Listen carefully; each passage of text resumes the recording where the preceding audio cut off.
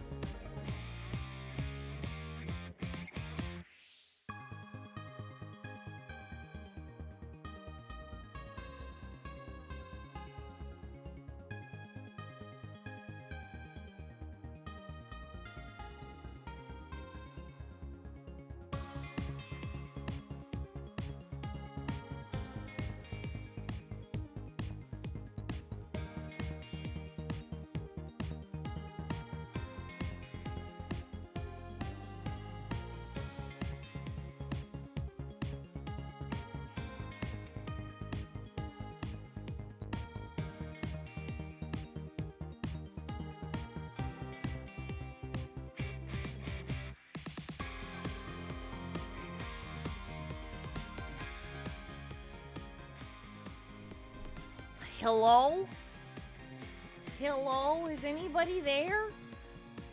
It is me. Please, I see Degenerate here. I don't know where I am. I haven't seen Degenerate in a hot minute. And I see Lantis. Hello, Lantis. And I saw Professor Ramses. Hello, everybody. How are you all doing? Hopefully everyone's doing well. I can't believe it. I'm here. I made it. I'm back in orbit.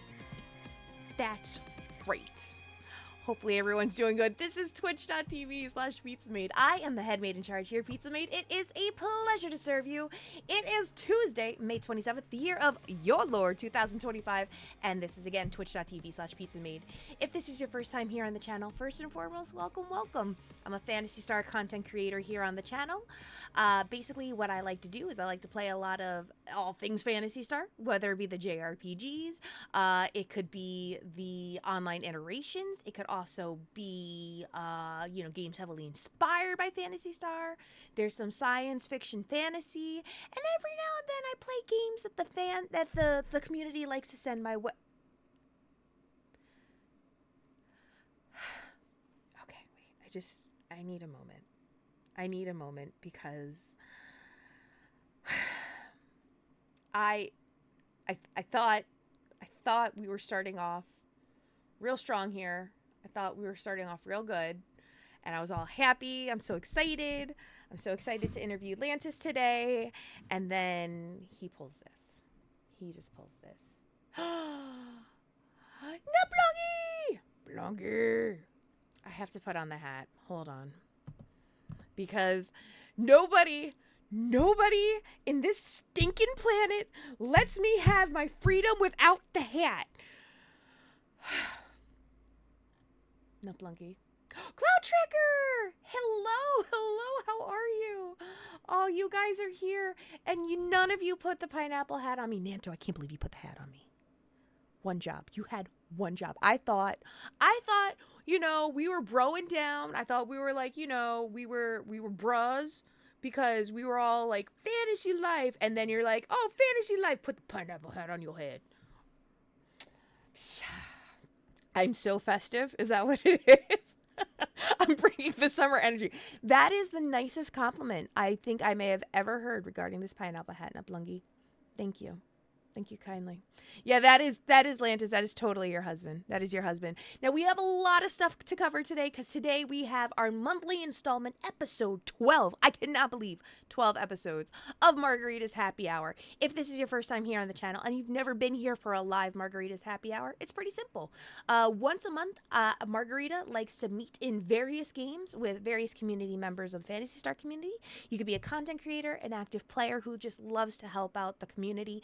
You can be somebody that's involved on the development side, or maybe somebody that runs a fan-driven community of some sort within Phantasy Star. I usually like to put them on the show, introduce them to the community, and have folks check them out. And for this month's installment at episode 12, our official Wal-Mart greeter of Ephinea, Lantis Greyfield, will be joining us today, which I'm very, very excited about. Just some quick heads up and tips for you guys. I may not be able to respond to shout outs immediately just because I want to make sure that my focus is also on the guests just as much as it is on chat. So please forgive me if I do have any delays or hiccups in either sending out shout outs or if I miss them. If I have mods currently in chat, if you do see that a streamer does come in that you want to give a shout out to, please feel free to do so. In addition, you will see that alerts will be active on the screen, but you may not hear the audible sound behind them, and that's just so that we don't interrupt the guests if they're in the middle of answering a question or anything like that. But aside from that, it's all pretty much all fun. It's just literally like broing down and hanging out. So of all of the streams I love to do, this one is my favorite because literally just grab your best snack, grab your best drink. If you got soda pop, you got a bag of chips, get comfy, wear your pajamas. Queen Veronica, hello. I'm getting ready to go to opening day at the horse track. I know. Yeah, it's literally just a bro down with the homies. And if anything, I just want to bring exposure to Lantis Greyfield because Lantis has been an active part of the Ephinea community for a very, very long time. And usually, if you see somebody in the Twitch, Phantasy Star Ephinea circle streaming, chances are they have either run with Lantis, know Lantis, or immediately they just go, Lantis, what's up? Want to run some TTF? It's a very common thing. I see it happen very, very very frequently, but it's such a good time. So I wanted to take a second to formally introduce Lantis to all of everybody and have some good time. So I hope you guys enjoy it. Yes, I will keep the pineapple hat on my head. I will try to remember to take it off, and if I don't remember, how dare you? How dare you? She is a sweet, sweet bean. My PSO dad, wait till you all get surprised. My PSO dad isn't a dad at all. It's an auntie. It's an auntie. It's good times, though. I hope you guys enjoy. But Queen Veronica, welcome, welcome. You joined in on a very, very fun stream. We're going to be doing an interview today in-game. If you guys also want to join us in-game as well, you're more than welcome to. If you do have Ephinea, the Phantasy Star Online Blue Burst Ephinea, we will be on Ship 3, or Ship 1, Fodra, Block 3, and I'll have to double check and see what the actual I'll actually have to see what the block number is. I forget this every time I do this, and I've been doing this for 12 episodes now. You'd think I would remember by now, but here's the thing. Ephinea tripped me up. They added new rooms, and when you add new rooms, pizza forgets like that. But if you guys also want to join live in game, if you do have a character on Ephinea and you'd like to sit down on a photon chair and sit down and enjoy with us, you're also welcome to as well. That's really kind of the fun part of it. Is you could just jump in for all the fun and enjoy. Now I gotta remember what is it? I know. Okay, it's 21. Maybe 21. I hope I'm right. I hope it's yeah. Yeah. I remember. Oh, look at Lantis. Lantis is like, I'm ready. Here's my seat. Now here's the real struggle, guys. Getting the camera just right. Okay. There we go. After necromancy school, your start bloopers. There's always a seat for you at the table. Feel free to join. If you'd like. Actually, let me also give you a follow real fast. So I can send a follow and go check you out. Oh, wait, am I following you already? I did follow you. I'm already ahead of the game. Look at me go. Lantis got to 199. Yeah, we're going to be discussing that too. We got so much to discuss. But let me actually pull up Lantis in here. I'm so excited. Now, I chat with Lantis all the time. We have girl chats all the time. So I'm like, I chat with Lantis all the time. I chat with my PSO dad every opportunity I can. All right. Lantis, is that you? Hello. Hello, how are you? I'm doing all right, thanks. How are you? I'm doing good. Now, if everyone would be so kind as to please welcome my guest for this month, Lantis Greyfield. Yay! So now we see that there are some new folks in here as well. So I do want to take a second to give you a formal introduction. Now, folks, Lantis does also stream content from time to time on Twitch. If you'd like to check out Lantis as well on Twitch, you can type in !Lantis. When you do, that'll actually let you know where you can find Lantis on Twitch. So be sure to give a follow, go send some support, and get notifications as to when they're going live. Maybe they'll stream content for level 200. Maybe you will. Maybe. Good possibility. Oh, Sarzak would give me hell if I didn't stream. Okay, good. I'm glad we've established that already. One of us had to do it. I just wanted Sarzak to do it first. I'm glad we've established that. That stresses the King of Cheese told me. The King of Cheese tells all things. And hello, Rennie. How are you? Now, for a lot of people that are joining in for the live interview today, I do want to get them to know you first. So would you like to introduce yourself to us and let us know what you enjoy about playing PSO Blue Burst? Okay, well, hello. My name is Inigo Montoya. You left my memory card. Prepare to die. Oh. I knew that was coming. Oh. Yeah, I'm Lantis Greyfield. Lantis. I used to go by the original copy or copy. I have many names. I'm an alcoholic. You may have seen me online. I actually have a list up, so if you want to see, you've probably seen me online. I have Kopi, Kemari, Shayla, Sierra, Esther, Adrian, Julian, Jade, Gray, Dawn, Lily, Fennel, Coriander, Sage, Thunder, Cougar, Falconbird, or Princess Angelina, Contessa, Louisa, Francesca, Banana, Fana, Bobesca the Third. I think I know maybe 4 of those. Maybe 4. I have so many alts.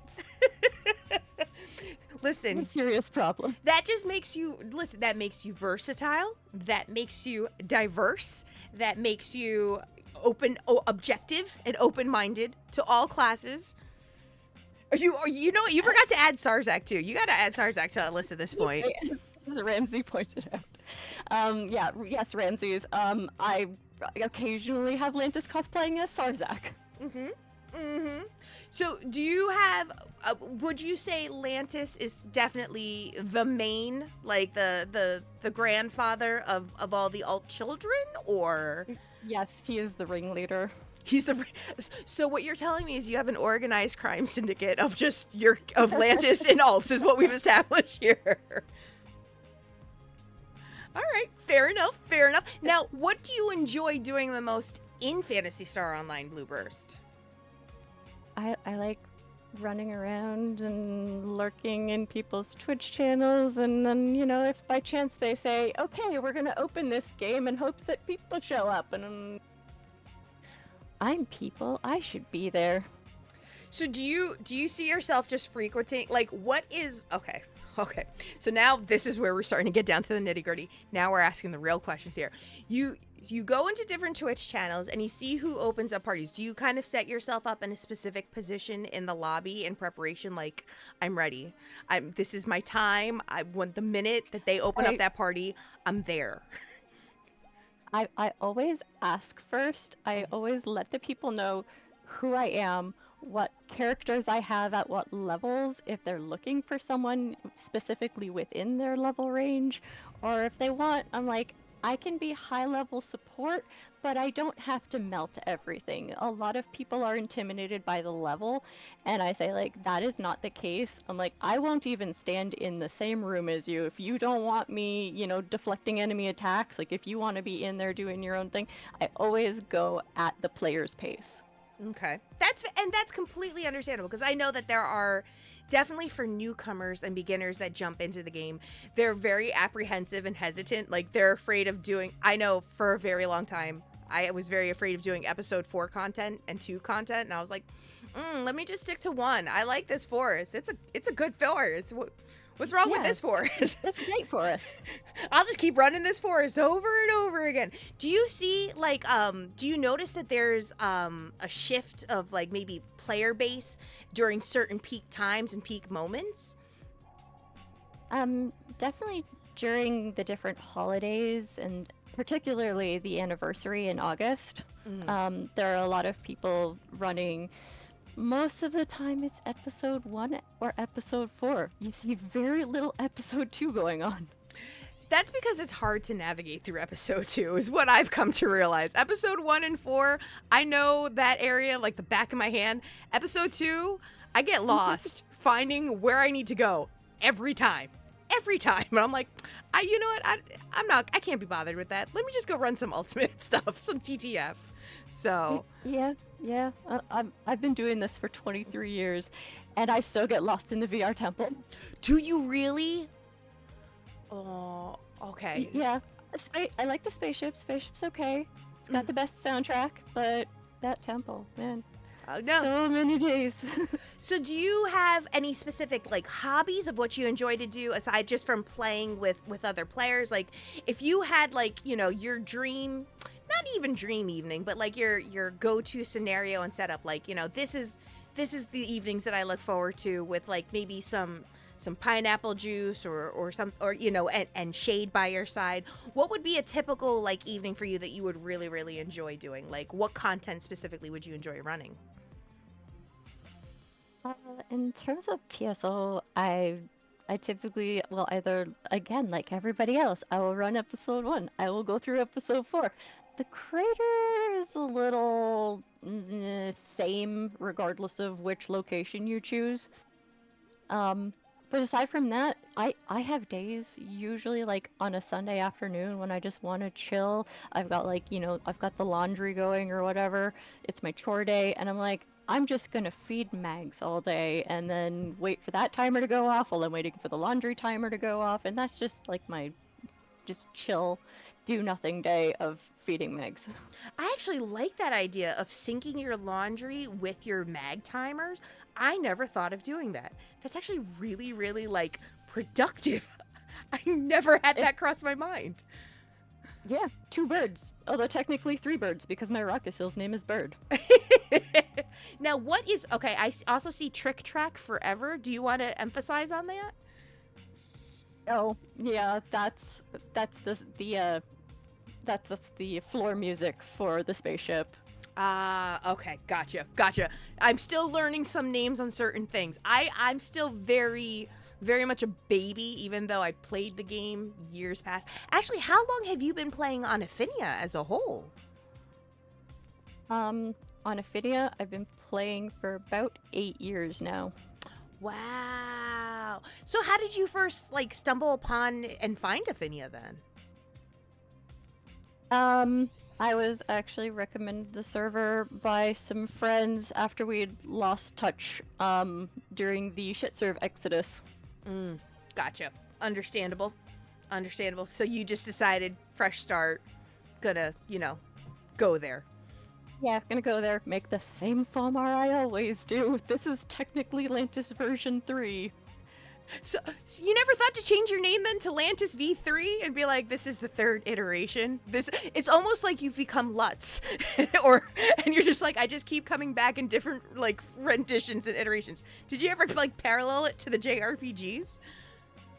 Part of me wants to, but I've also made the same character or the same, archetype in every other game that I've played, any other MMOs. Like I've had Lantis the Priest, I've had Lantis the Warlock, I've had Lantis the Thaumaturge in Final Fantasy XIV.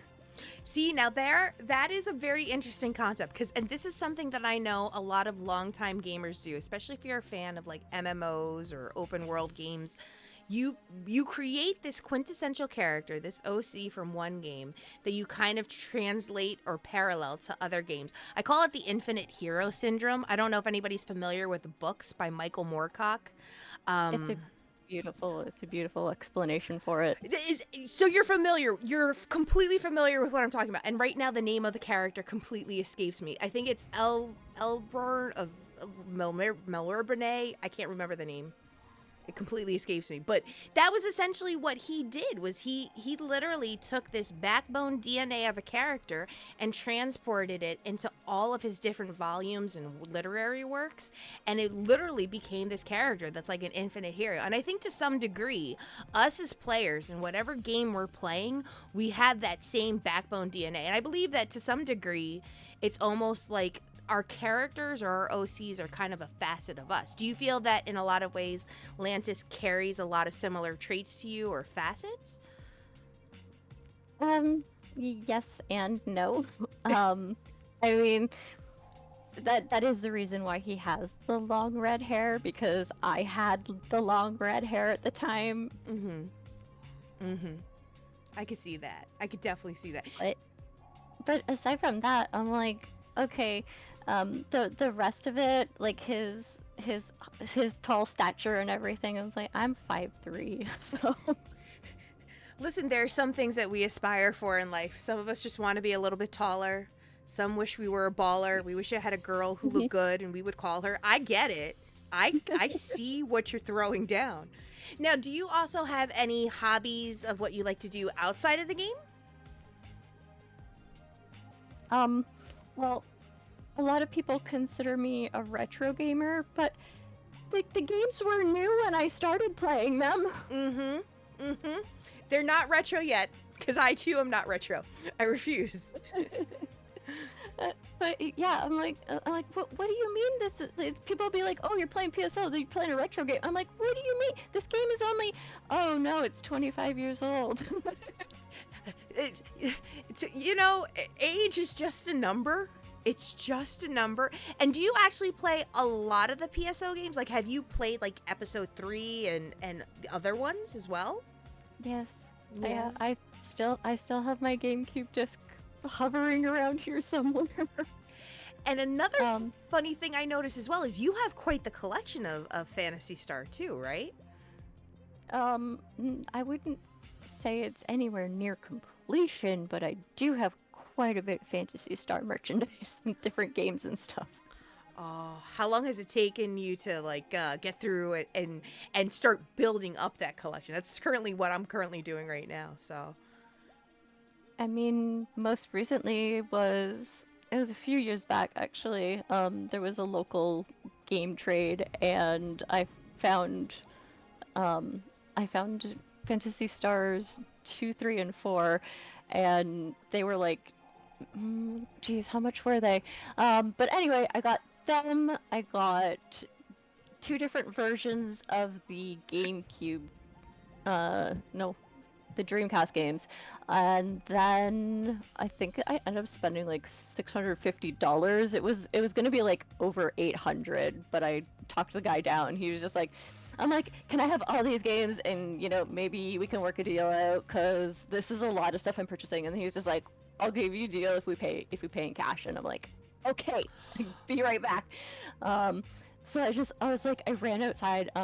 June had just immigrated to the country, so he didn't have all like the documentation and stuff, and he didn't have like his proof of like medical history and stuff, because again, new to Canada. So he was like, I left him out in the parking lot. I'm like, dude, I need to hit an ATM. so you just immediately went, husband, go on your way. Money go. And he was just like, okay, where am I going? Yeah, he was very supportive of the whole thing. He was just like, no questions asked. He's just like, if this is what you want, this is what you get. Listen, they don't always want luxury designer handbags. Sometimes women just want complete in box with manual games. And there's nothing wrong with that. There's nothing wrong with that. Louboutin? I forget. The one with the red backing? I don't care about it. No care whatsoever. So yeah, no. So you have a very expansive collection then of the games as well. Do you have like a favorite item or a favorite like collectible that you cherish dearly? I actually have, my sister got me this. It was one of those little like UFO poles. She actually got me a little FOmar. It's like my favorite thing ever. Oh, that's so cute. Do you have Japan import stuff as well? Like any of the Japan like gacha figures or? I wish. Oh. eBay's trouble then. Don't look on eBay. Lantis, don't look on eBay. I don't want to. Don't do it. Don't do it. Don't ask me how I know. Don't do it. It's not. No. It's great when you don't do it. Just don't do it. I'm gonna stop right there. Yeah. Because June's just gonna be like, Pizza, this interview's done. You're cut off. It was a great 15-minute interview. Close the stream. I'm like, I'm so sorry. But they do have some nice items in there. So then I'm curious to also see, like, with your humble beginnings specifically on Ephinea, did you feel like you had any goals that you wanted to achieve or any milestones or accolades that you wanted upon starting the game? Or was it really kind of just playing, like, it felt almost like it was fated, like, the timing as to when you reconnected with your friends and got back into the game, like everything just seemed to align so well? I wouldn't really say that there was a reconnection. Mm-hmm. Simply because I've been playing this game since, like, I picked it up really early on, near its debut on the GameCube. I didn't have, like I said, I went out and purchased the Dreamcast games recently. I found it on the GameCube, back in 2002, which is why Lantis's birthday is November 27th, 2002. I figured, sure, why not? That's your birthday now. But I've been playing on and off, like even when I got into like my WoW kick and played WoW for 15 years, like there would still be days where it's just like I don't want to do my daily quests. I just want to go back to the start. I just want to go back to I just want to wrap myself up in my security blanket that is PSO. And But playing online, I was like 17, 18 when I started playing PSO, like Phantasy Star Online. That was actually the reason I got a credit card when I was like 18, so I could get a hunter's license. oh, I completely forgot that it was subscription based at the time. Yeah. Oh, so literally I'm all your so- allowance and like your part-time job just went towards your hunter's license? Yeah. That was exactly it. I never had an allowance. I've been employed since I was 14. All right. Were the Avon coworker? Were you selling the lip gloss or like the Mary Kay makeup products early on before you're like, I can finally get a job? No, I did just a lot of little retail jobs here and there, grocery store there, that kind of stuff. Until I started working at, I guess you guys would call it GameStop up here in Canada. It's Electronics Boutique, or EB Games. Oh, it used to be EB Games here, and then they changed it on us. I miss that. Damn. Mm-hmm. Those are the memories. But yeah, that's where I started. So then so did you ever feel though then at that time, because you were working at like EB Games and you were active in playing PSO, did it give you the opportunity to like make a local area friends that also played PSO, or did you still feel like it was something that you found more of a connection with people online?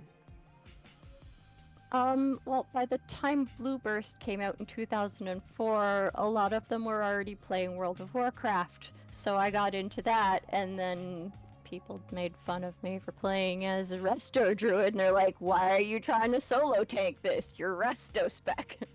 I have a bear. I'm fine. Don't judge me. If I can do it on a bear, I can do it on a tree. Don't judge me. That's so difficult. I sympathize with you. As a former Death Knight main, I would get so much flack for playing Frost Death Knight, but trying to play it like a tank. They're like, you can't play it as a tank. I'm like, yes, I can. Watch me. Watch me work. So did you see that because I know, and we'll definitely discuss this, I think, at length at some point, but I know that you met your now husband while in Phantasy Star Online. I'm assuming it was on Ephinea. Am I correct? Yes, I was on Ephinea. Again, I lurk people's Twitch, and I would find people specifically playing PSO. He had a static party of 4 and then went to his parents' place for the weekend. So they were down to a party of 3, and they were struggling. They were like, okay, June was basically carrying them as he does. You've met Navi. Mm-hmm. Just running through, melting the entire room before anyone can even look at the enemies. They're already dead. But without him, they struggled. So I figured they didn't have a force in the party. Even when June was there, he was Rockasil. They had never experienced playtime with a force. So I was like, I'm gonna show them what Dad can do. And it's like I do when I do conventions, I'm like the con mom, and I'm the one who has like, a bag full of granola bars and water bottles. I basically do that when I'm playing PSO as Lantis. Mm-hmm. Mm-hmm. So I'm like, here are your buffs, like here are your water bottles. I'm gonna take care of you, make sure you're healthy, make sure you're well fed, like that kind of stuff. And when June got back on, like, I think it was the Sunday night, he went to join their game, and it was like, bruh, your party's full. And that's when we actually were introduced.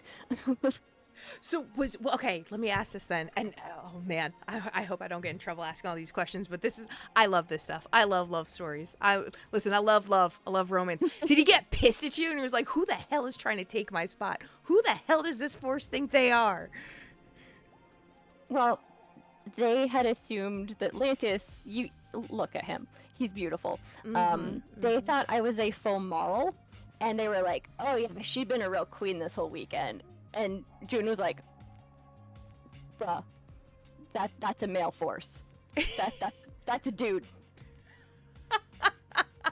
And we had a good laugh about that, and it's just it was a time. Um, that's another thing that even my sister, way back when we were playing like GameCube offline, before we even got to the online part of Phantasy Star Online, she made fun of Lantis, and she would be like, you know, she'd like turn on the radio and be like, "Dude looks like a lady," and I'm like, really? So that's just become his theme song over the years. Many number of people have mistaken him for female, and I'm like, this is the story of my life, because when I was a child, I was constantly mistaken for a boy. I had short hair. I played sports and video games. So now I'm living the reverse life as Lantis. But do you feel, though, that in a lot of ways it's opened people's eyes? Because I know for myself, upon, again, first impressions meeting you, I was like, oh my gosh, look at this really cool player. They just want to hang out with me and they're super, super nice. And then I, too, saw a FOmar, so I assumed and jumped to, oh, you use the crisscross applesauce redeem. Thank you, Sarzak. I was sitting crisscross applesauce. Okay, thank you. I assumed at first as well that, you know, within my party, I was like, oh, I'm playing with another guy, too, because especially in a game like Phantasy Star Online, thankfully, I feel that there is a decent balance and ratio of male to female. And now, you know, in the even bigger, you know, grand scheme of things, there's a big mixed group between male, female, and non-binary. So, but it's always easy to assume that when you see a male character, you believe by assumption there's a male person playing behind it. So I remember being surprised, being like, oh, Lantis, you're a chick. Oh my gosh. And then you showed, I think, a picture of you in like a night elf cosplay. And I was like, oh my god, she's so cute. Look at that precious cinnamon roll. I Oh, love thank her. you. I love her. Do you think that, if anything, a game like Phantasy Star Online kind of breaks those barriers and breaks those gender boundaries? I mean, yeah, it does, but it is the internet, and typically you are male until proven female.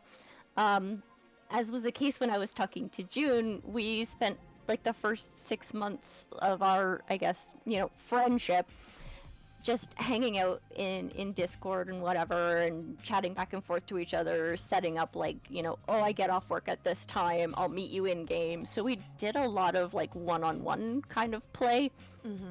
just the two of us as a duo.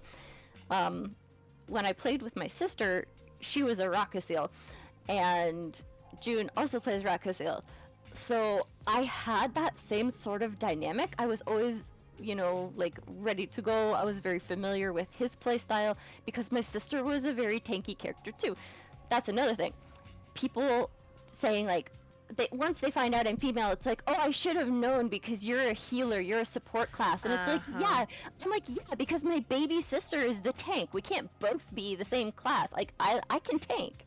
But, like, I've always typically, because she's the younger sister, and it's like, okay, you guys play nice, accommodate each other sort of thing. And when we did play games together, there was always that sort of dynamic of, I would, like, yes, I typically played the lead character, but that's because she wanted, like, I would play a Sonic, she wanted to be Tails. Mm-hmm. Mm-hmm. Because Tails is, invulnerable, he's immune to damage, so she just wanted to, like, run around and, again, be the tank. So even in those platformers, like, she wanted to be the one who could fight the boss, and all I had to do was dodge the attacks and dodge the little things that were being thrown at Sonic, and she would tank. So we still kept up that dynamic, and having all of this, Rakazil knowledge, when I did end up playing with June, we had, like, this perfect synchronicity, and he was very impressed by, how in tune I was with his play style and my support, and he was like, man, this guy really knows what he's doing. And And then, I eventually got into voice chat one day because they were arguing over, like, it was actually, they were playing PSO2, and one of the musics that was on in the background was Trick Track. And they were like, oh, it was from this level. Actually, it was from this level. And I'm like, I got into voice chat. I gave up, and I was just so frustrated with them. And I'm like, guys, it's from the spaceship. I know because it's my favorite song, and it's the only reason I play in the spaceship because I do not like those VR levels. And they were like, wait, what? There's a girl. Who's this girl? Who invited you? Surprise! Yeah, Surprise! I was like, yeah, I've been here for 6 months. You let me in. You let me in here, and then you don't know the Trick Track song and where it comes from? How dare you? First strike on all of you. And Sarzak says, Atlantis Pizza Mainstream. How can Twitch handle this much awesome? Honestly, it's all Atlantis. It's all Atlantis, Sarzak. And welcome. And also, as well as for anybody who's currently in chat, if you also have any additional questions that you'd like to ask Lantis, be sure to include them in here, and I can always ask Lantis while we're going on through the stream as well. Now, you've brought up something that kind of struck me, and I think that this is very important. And this could be, and I think you also really kind of exemplified the way it kind of transcends, not even in, say, like a partnership, a domestic partnership like marriage, but also with close relationships with somebody outside of your significant other, like your sister or someone you consider a best friend. Do you think that the synchronicity and the chemistry and the dynamic that you have with June and say with your sister, do you feel that with gaming as a whole, that it kind of transcends outside of the game and you learn how to kind of co-op life together as a whole? Like, do you feel like it's been beneficial or advantageous to your marriage or to your, relationship with your sister? I mean, yeah, there are some things that kind of, cross over from, the digital to the reality. In terms of like dynamics and stuff though, one of the things that I do when I'm meeting new people, if I find out they're a gamer and I'm like, okay, what kind of games do you play? Because that says a lot about a person. And second of all, if you do play like D&D or World of Warcraft or Final Fantasy 14, I'm like, what kind of class do you play? Because that says a lot about you too. Lets me know how we're going to get along with someone. I have a coworker. We don't have. We're in completely different parts of the building. But when I found out that he played World of Warcraft and he was a shaman, and it was just like, oh, you're a shaman, I'm a druid, and we were just like instant best friends. I also just saw a Mato Rado come in from Easy Breezy TV. Welcome on in, Raiders. Welcome in. Easy, I'm going to give you a quick shout out. We currently have a live interview going on right now with a fellow member of the Phantasy Star community, but I do want to take a second to just say thank you so much for entrusting your community here with us. Welcome on in, Raiders. My name is Pizza Maid. I'm currently playing a lovely little robot here by the name of Margarita, and I have my special guest with me today, Lantis. We're currently in Phantasy Star Online Blue Burst, where we're getting to learn Lantis. So welcome on in, Raiders. I hope you enjoy.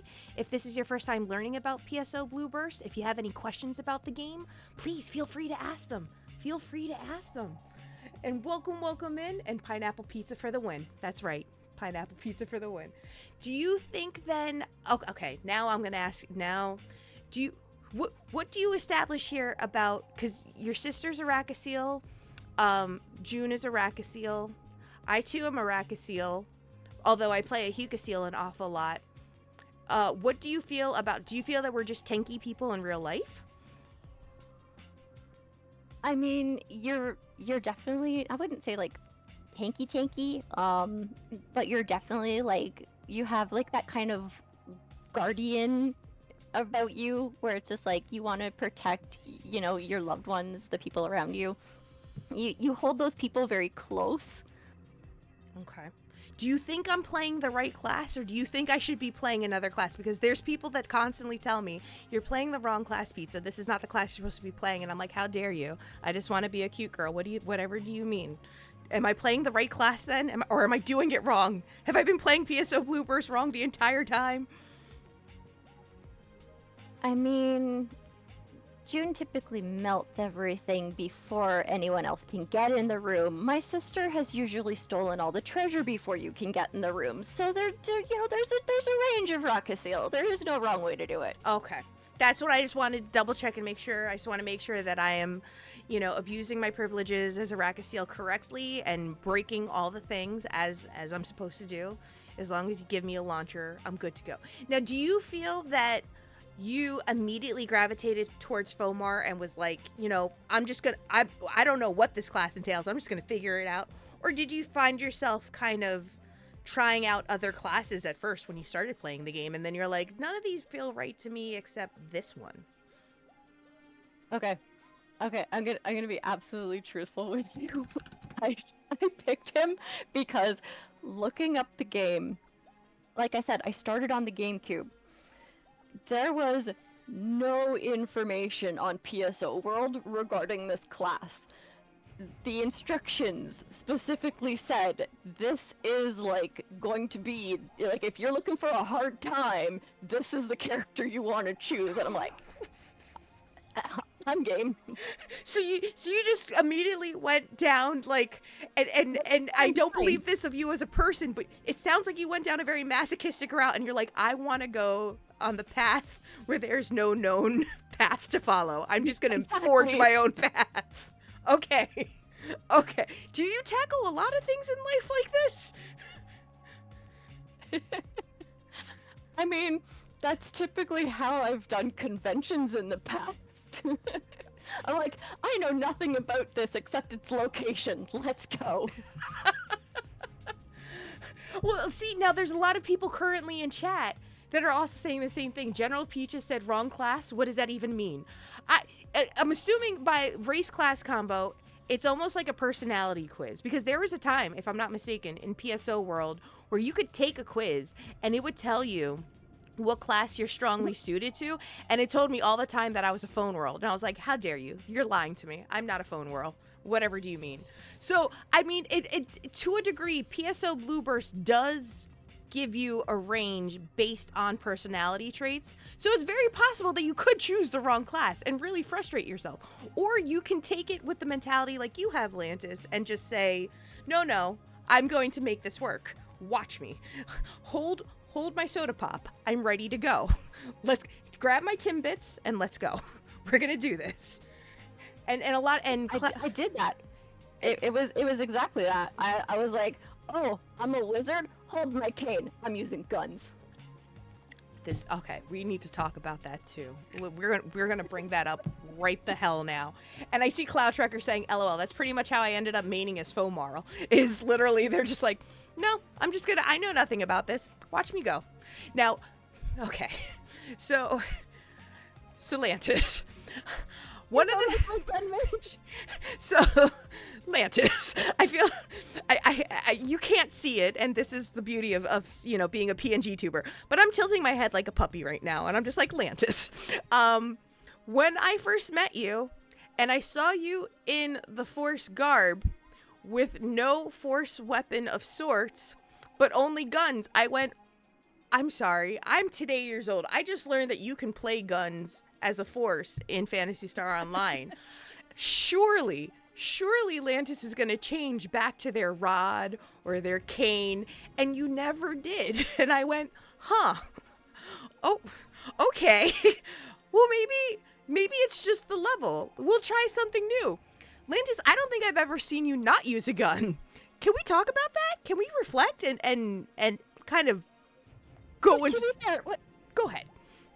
When I'm playing low-level content and I don't want to look super, overpowered, I will dress up in the white robes with the red accents, and I do have a Caduceus that I use. Mm-hmm. And then you play the Final Fantasy White Mage, essentially? That's when I do, my buffs, my heals, my debuffs, and I just stand back and watch the little ones run around and fight Boomas. But Lantis, that is okay. If we are looking at 100% of Lantis, I want you to know, Lantis, I may have seen that at least 1%, maybe 2%. Everything else is, I started to believe at a point, and I don't know if you know this, and this is, forgive me for my naivety, but I thought for a very, very long time you were buffing me with your gun. And I was like, oh, she must be buffing me with her gun, because that's a thing that forces can do. Like, you can Megid with the gun. And then I would just see you kill things. I go, I don't think the gun's buffing and debuffing like I thought. This is very confusing to me. And then I learned that you just play gun mage. I go, well, that's an approach. That is an approach. And does it just feel natural and comfortable to you? Like, did you play it this way for the last 23 years, or is this just something that you recently stumbled upon?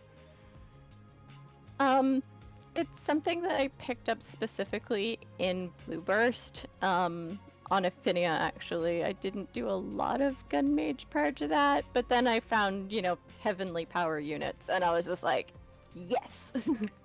You know what? Wait a minute. Hold on. Let me put down my juice a second. We got to talk about that too. Let's talk about your drop rates, okay? Let's talk about your drop rates, because Ephinea, if you're listening, one, Lantis should have Red Ring Rico by now. I'm a little upset at your RNGesus. Ephinea RNGesus, please do me a solid and give Lantis her well-deserved Red Ring Rico. But your drop rates and what you get when you're in parties with people, because you have not only told me stories, people have told me stories. Be like, yeah, I was running with Lantis and I got this drop. And I'm like, what?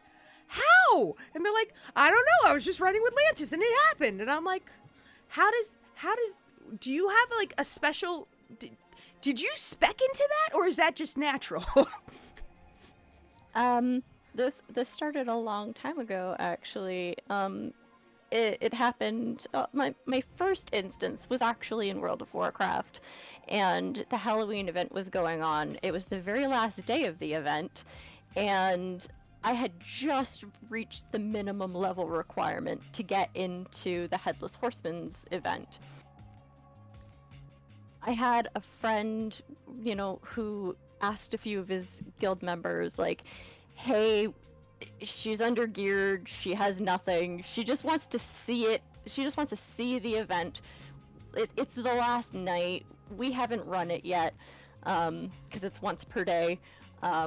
So I went in with this group of randos, and they kind of joked, oh, wouldn't it be funny if the Headless Horseman's mount dropped? There are people that have been playing since day one and participate in that event every year, and they still haven't gotten the Horseman's mount. I went in there once and I saw the drop, and ever since then I've had friends constantly pinging me, hey, can you come and can you run Scarlet with us? Like, we need to go to Scarlet Monastery. I want this item.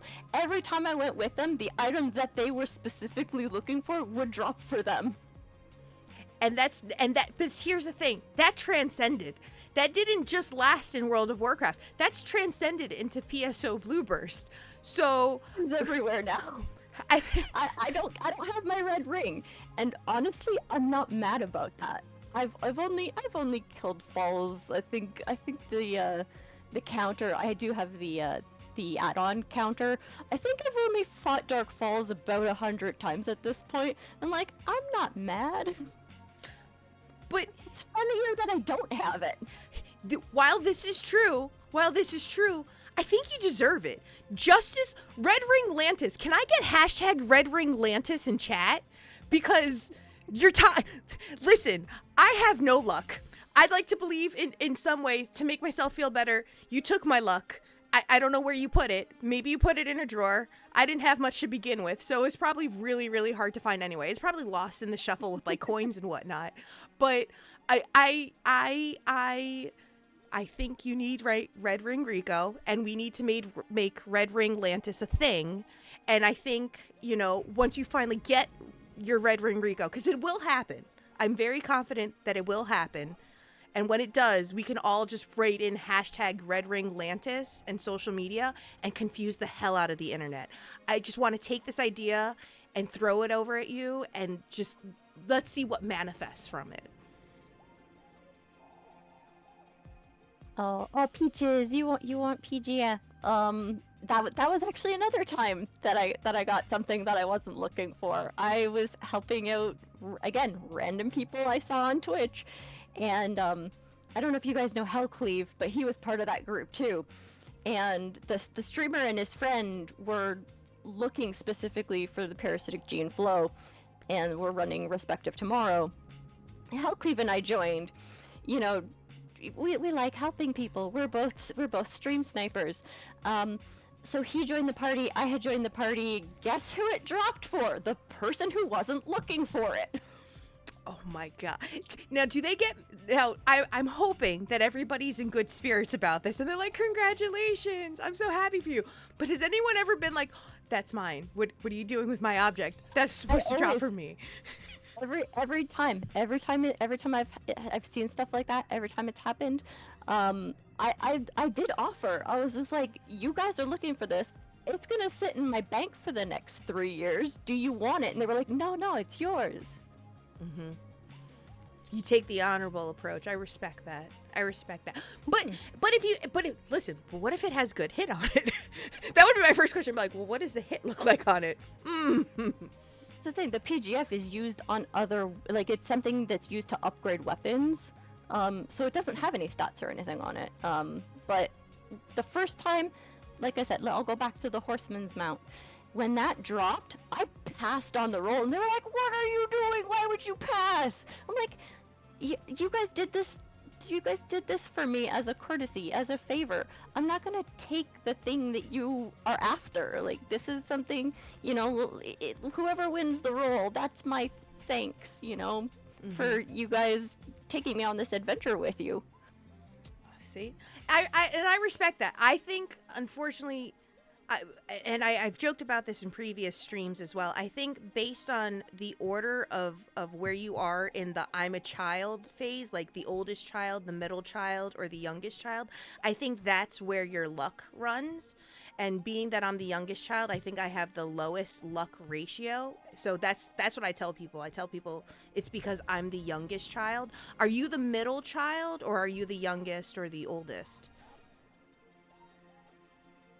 There's only me and my little sister. It's just the two of us. So, but again, like I said, when I was playing games with her, she was playing on the GameCube. You had to share drops, and her being a little loot goblin, anytime we did find a red box, it was hers.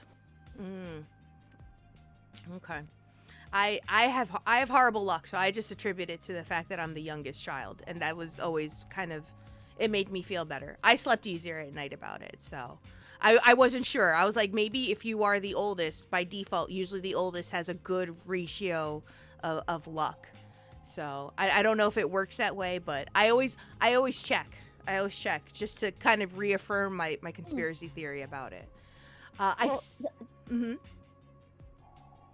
have a thing that I do with my sister. I usually, for like Christmas, birthday, we have those like super-sized scratch tickets that give you a chance to, like, you know, win 5 different games and get like a total of however many prizes. And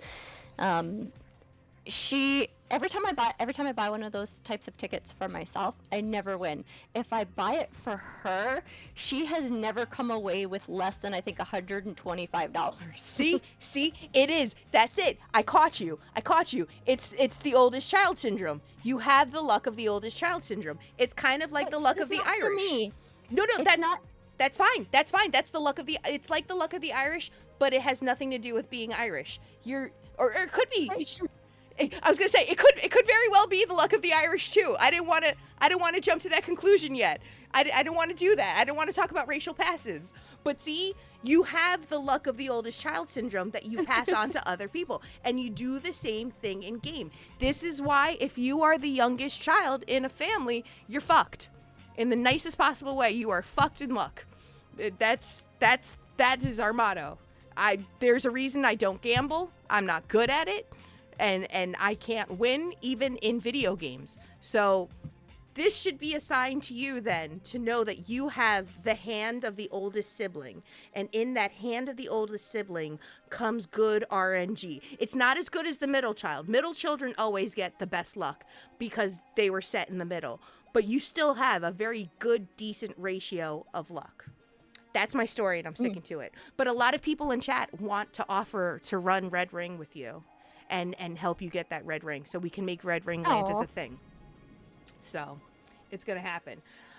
Some people are saying the Desire engine knows what you want. Same thing also happened to Degenerate DD with PGF with Parasitic Gene Flow. Queen Veronica says, I got the same legendary bow on 3 basic mobs in 3 different zones on 3 different days. I didn't run a hunter. I will do the same thing, Lantis, but never gets anything I can use. And Nanto points out, RNGesus loves my wife. I used all my drop luck finding that 1 out of 65,535 gamer gremlin wife. That's the cutest thing you could say to your wife. Aw, you're the cutest gremlin wife. I love that.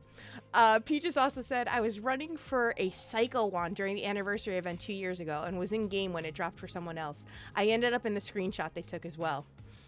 So, do you have Psycho Wand by chance? No. So what? Have you tried running for it? He's back! I mean, I could. I don't even know what ID I would need. I have no idea either. But isn't Psycho Wand like the real rare one for? Yeah. It's right up And there if with I like had Maze one- Claws. I'm sorry. And if I had one, I wouldn't use it. Because it's not a gun. But okay, so I get that. I get it. But don't you want it for like a Lutz cosplay? Like you could do a Lutz cosplay or a Rune cosplay with Psycho Wand. Wouldn't you want to do that? Even if you don't use it? Yeah, I suppose I could use it for cosplay. And we're going to be bringing that up in the next portion of the stream. We still have time though, folks, but just so you have a heads up, in the next half of the stream, we're going to take a quick 3-minute ad break, closer to around the 8:30 hour. If you have any questions for Lantis, please be sure to submit them in the channel right now. And as well, if you guys aren't already following Lantis, you can follow Lantis here over at twitch.tv. Lantis is currently working on level 1. She's currently at level 199, almost reaching 200. So we're going to talk about that. We're going to talk about so many things. We're going to talk about cosplay because I think that's also a very, very fun topic as well.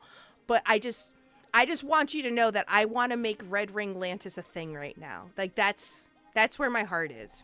Because we need to make that a hashtag, and more people, you need to start walking around in game, not just being the official Wal-Mart greeter of Ephinea, but also the official Red Ring Lantis. I think we can do it. I think we can start this campaign if you would allow me. But you can't see the red ring in lobbies. But I know it in my heart. They would see it if you're in party though, right? Yes, that's true. So if they can't see it in lobbies, that's fine. Let that be the reason people come to meet with you in game.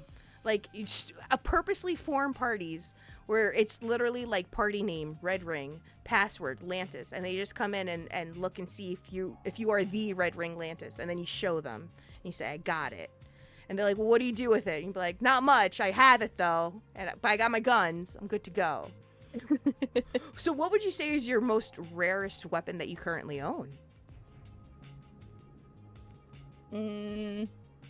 I know you have quite an accoutrement of weapons. Probably the 90 hit Dark Flow. That was one that I tripped over. The 90 hit caliber. And it was funny because I was playing with a couple of other, again, Twitch people, and I found it, and I was like, "Oh, is this for real?" Well, I'm playing with the HuCast, and I was just like, "Hey, get over here!" And I dropped it on the ground, and the other person in the party had a floor reader and was like, "Oh wow, that's insane!" You know, and we went back to town to turn the caliber into the Dark Flow. And we kept passing it back and forth to each other by dropping it on the floor, not realizing how valuable it was. You're not supposed to do that with a 90 hit Dark Flow. Oh my gosh, Lance.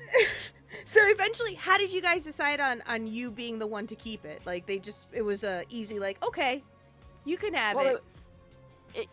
it was my caliber that I had found, and I was the one with the PGF, the parasitic gene flow, to turn it into the thing, and we all just kind of dumped the grinders into the caliber as a group, but grinders aren't super valuable. Yeah, no, they're not terribly hard to come by if you really try. Wouldn't a 90 hit caliber get a banner? I don't remember seeing a banner, but we also weren't paying attention because we were getting chased by Chaos Bringers or whatever their name is in Ultimate Difficulty.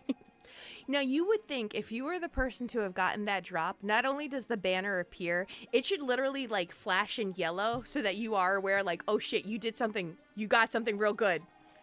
I worry about that sometimes. I worry that I'll miss a banner of me getting an important drop because I'm not paying attention to the banner because I'm too focused on not dying in game. So I hear that. I feel for you on that one. Somebody said, Cloud Trekker says my highest hit percent is a 75 hit Summit Moon, dropping around a priceless item. Which banner goes off if Lantis reaches 200 and gets a red ring at the same time? Yeah, which one does drop? If you were to get red ring the same time that you get 200, which one comes first? I don't know. I feel like we've manifested this into happening now. Or at least I want that to happen. I want you to hit 200 and get red ring at the same time. I feel like that would be the story of ages. That would be an incredible feat, and I don't know if it's ever actually happened before. While it's never happened before, I want to believe that it will happen with you, so you can answer this question. This is going to be like the impossible Tootsie Roll question. Like, how many licks does it take to get to the center of a Tootsie Roll Pop? And this is... Well, the owl said 3. Yeah, well, yeah, okay. But that was because he did the 1, a 2, a 3, and then eats it and goes 3. We don't know that for sure that, you know what I mean? We need a more definitive answer. We need to do some science on this. We need to do some scientific research on this. That's my 2 cents, is we rerun it. Now, okay, all right. We're gonna ask so many questions about level 200. What we're going to do here is we're going to take a quick 3-minute break. If you are a subscriber of the channel and a member of the Penguin Crew, first and foremost, thank you so much for your support here on the channel. We hope that you're enjoying our live interview with Lantis Greyfield. What we're going to do is we're going to take a quick 3-minute break. So feel free to take this time to get up, stretch, grab something to eat, and grab something to drink. If you aren't a subscriber of the channel and you would like to be, you're more than welcome to by subscribing or using your Prime Gaming sub. When you do, you will get ad-free viewing here on the channel, as well as an array of emotes, which you can use across all of Twitch, as well as a special subs only channel in our Discord if you type in !Discord, as well as the opportunity to have a handwritten card written by me, mailed to you. Doesn't matter where you live, international, domestic, wherever you want to go. I'll send it to you. It doesn't matter. You're not going to pay the postage. But if you want to hold on to your Prime Gaming sub, or if you want to hold off on subscribing, that's fine too. Just having you here, also great support. So please know we're just going to take a quick 3-minute ad break, and we will be right back. Okay, I think it's coming. There we go. How you doing? How you doing, Lantis? I'm doing. You're This doing. is exciting. You're excited because everybody wants to know about your RNGs. I let the secret out. I'm sorry. They needed to know that your luck is really, really good. The luck is real. It's just not for me. Yeah, no, listen. The luck is for you. The luck is for you as well. And I'm very much a believer of karma. And I believe that what you put out into the world gets reciprocated to you. So I believe that for all the good luck that you have spread upon people in PSO Blue Burst, and also doubly in WoW, it's going to come back to you when you hit level 200. I feel really good now about you getting Red Ring and level 200 at the same time. I'm ready to hear that story. Like, I'm ready for you to tell that tale. It's going to happen. But there's gonna be so much math involved now. What do you mean there's going to be so much math involved? Okay, well, you saw Jatha get to level 200. Mm-hmm. All he had to do was figure out, oh, the boss is going to give me this much experience. And he started, when he got about halfway through the respective tomorrow, he decided to forego even fighting the bosses because he didn't want to level up on them. He's like, oh, this boss is going to give me enough experience to level up. I don't want that. I'm going to wait for Olga Flow. I can't do that. I can't disable or just not hit anything, because I'm still going to be gaining experience on Ephinea.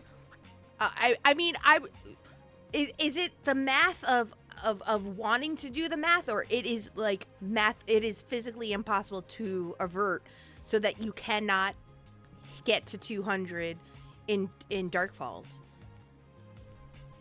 I can do it. I just have to know what quest I'm going to be doing. If it is going to be TTF, if it's going to be like the multiplayer versus a solo game.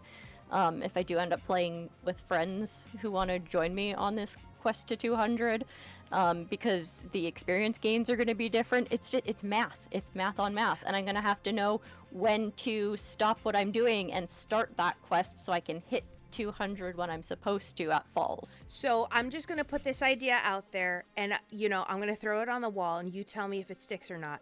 Husbands are really good calculators. I use Sam as a calculator in every aspect of my life because I don't math good. I'm not good at that mathing stuff. So I purposely, there's a delight in being married to a data analyst because that's what he does. That's what he does. And he does it with his games. So I tell him, why can't he do it with mine? If you feel the need that you need an extra, like an extra person to join you on this quest, I will join you on this quest. But I think June can take one for the team right now and help us math this out. Look at him. Look at him. Okay, listen. Never once did those words come out of my mouth. It's because you're a husband. It has nothing to do with you being Asian, June. How dare you? You take that back. June, you take that back. It has nothing to do with the fact that you're Asian. It has everything to do with the fact that you're a husband. Husbands go the extra mile for their wives. And if their wives want to hit level 200 and potentially get red ring at the same time, husbands are there for math. Ask Sam. I make Sam do math for me all the time. I make Sam math for me all the time. Even if we're at an eating establishment and there's a tip involved, I'm like, Sam, I'll pay for it. I just need you to help me math this out. Well, what am I doing here? Because they don't always put it on the receipts anymore. And that is the love that a husband can give his wife. I'm just throwing suggestions out there. For the low price of free, you can help us with the math. How dare you? This is the same reaction he had to the Pizza Cats cosplay when we had established, okay, so I wanted to be polyester, and she's like the little girl cat, the little white girl cat, and I have another friend who is a person of color who cosplays as characters of color. Mm-hmm. So he decided he wanted to be the black cat, which only left the Siamese cat for June. And I'm like, June, you gotta be speedy. He's like, oh, so because I'm Asian, you gotta make me the Siamese cat. And I'm like, oh, no. No, that's not, we are not that kind of channel, June. Sam plays Boomstick. He's an honorary Asian. Good job. Also the math person in the relationship. Listen, this isn't to say, and I want to be very, very clear, women are just as good at math, and non-binary people are just as good at math as males are. But what I'm saying is, in any domestic partnership, whether it is male, female, and female, that could be a little troublesome, but there's usually one person that, edges out on the math front, and non-binary, there's always one person that usually excels. The statistics show, it's in the science. The proof is in the pudding. Typically, it is the person that is holding the role as a husband is better at math than the wife is. Hence, if they want to get red ring while hitting level 200 simultaneously, I feel like it's just, this is what your destiny was. That's all I'm saying. Stop with the he's an average Asian. Oh my God. Your husband. Lantis, your husband. I love him. I noticed. You're his gremlin wife, but ask him to math for you. Take one for the team. Listen, we can figure this out. We can make this work. But we are back from our break. Oh my God, this VOD. I just realized how this VOD's gonna go. Lord help us. I just realized how this mod's gonna go down. I'm gonna get so many. Fine. I'm gonna get so many comments on YouTube. So what were you saying about Asians pizza? I'd be like, I said nothing about Asians. It was all about husbands. But coming back into the break, if you guys are returning with us, one, for the record, we are an equal opportunity stream here. All different walks of life, genders, sexual orientations, races, religions, and creeds. Everyone's welcome here at the table. But we are going to talk about your road to 200 because as it shows clearly on the screen, you are well on your way to hitting level 200, which is amazing. First and foremost, congratulations. That is a very, very big deal. And I know for you personally, this will be your first level 200. So even now at level 199, many, many congratulations are in order because that's a very, very difficult thing to do. I want to first ask, because there's this really a big two-part question, and I want to open the floor to you. One, were you determined to have Lantis as your level 200, and is there a backstory? Is there lore behind Lantis hitting level 200? And secondly, you know, what is your goal, you know, outside of the lore, outside of the story and the narrative that you've set for yourself and for your character in game? You know, how did you want to tackle this towards hitting that level 200? I don't have a goal. Like I said, I've been on this server for 8 years now, and I've spent a lot of that time. The reason I'm not level 200, I could push it. I could be level 200 this weekend. I could probably be level 200 in the next couple days. But I don't do that because it's not my style. It's not Lantis's style. He's just, you know, very chill, go with the flow. He wants to, you know, help people, and I'm probably going to spend like the next couple of months just again lurking and finding people and helping out people who need it, people who ask for help. I am at Mercy's beck and call.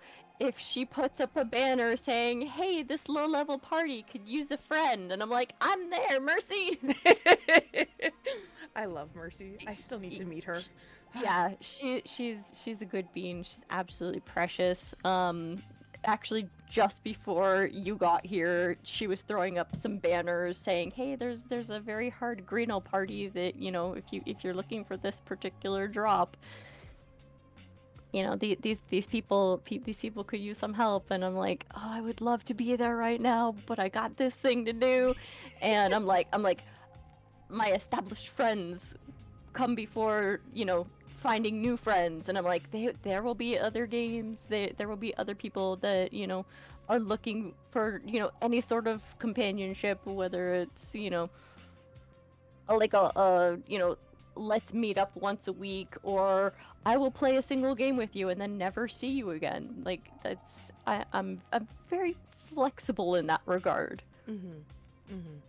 And even when I play Lantis in MMOs, he is very, you know, I'll casually just wander the map with no goals in mind, usually doing side quests of some kind, because I don't do main story quests. What is that?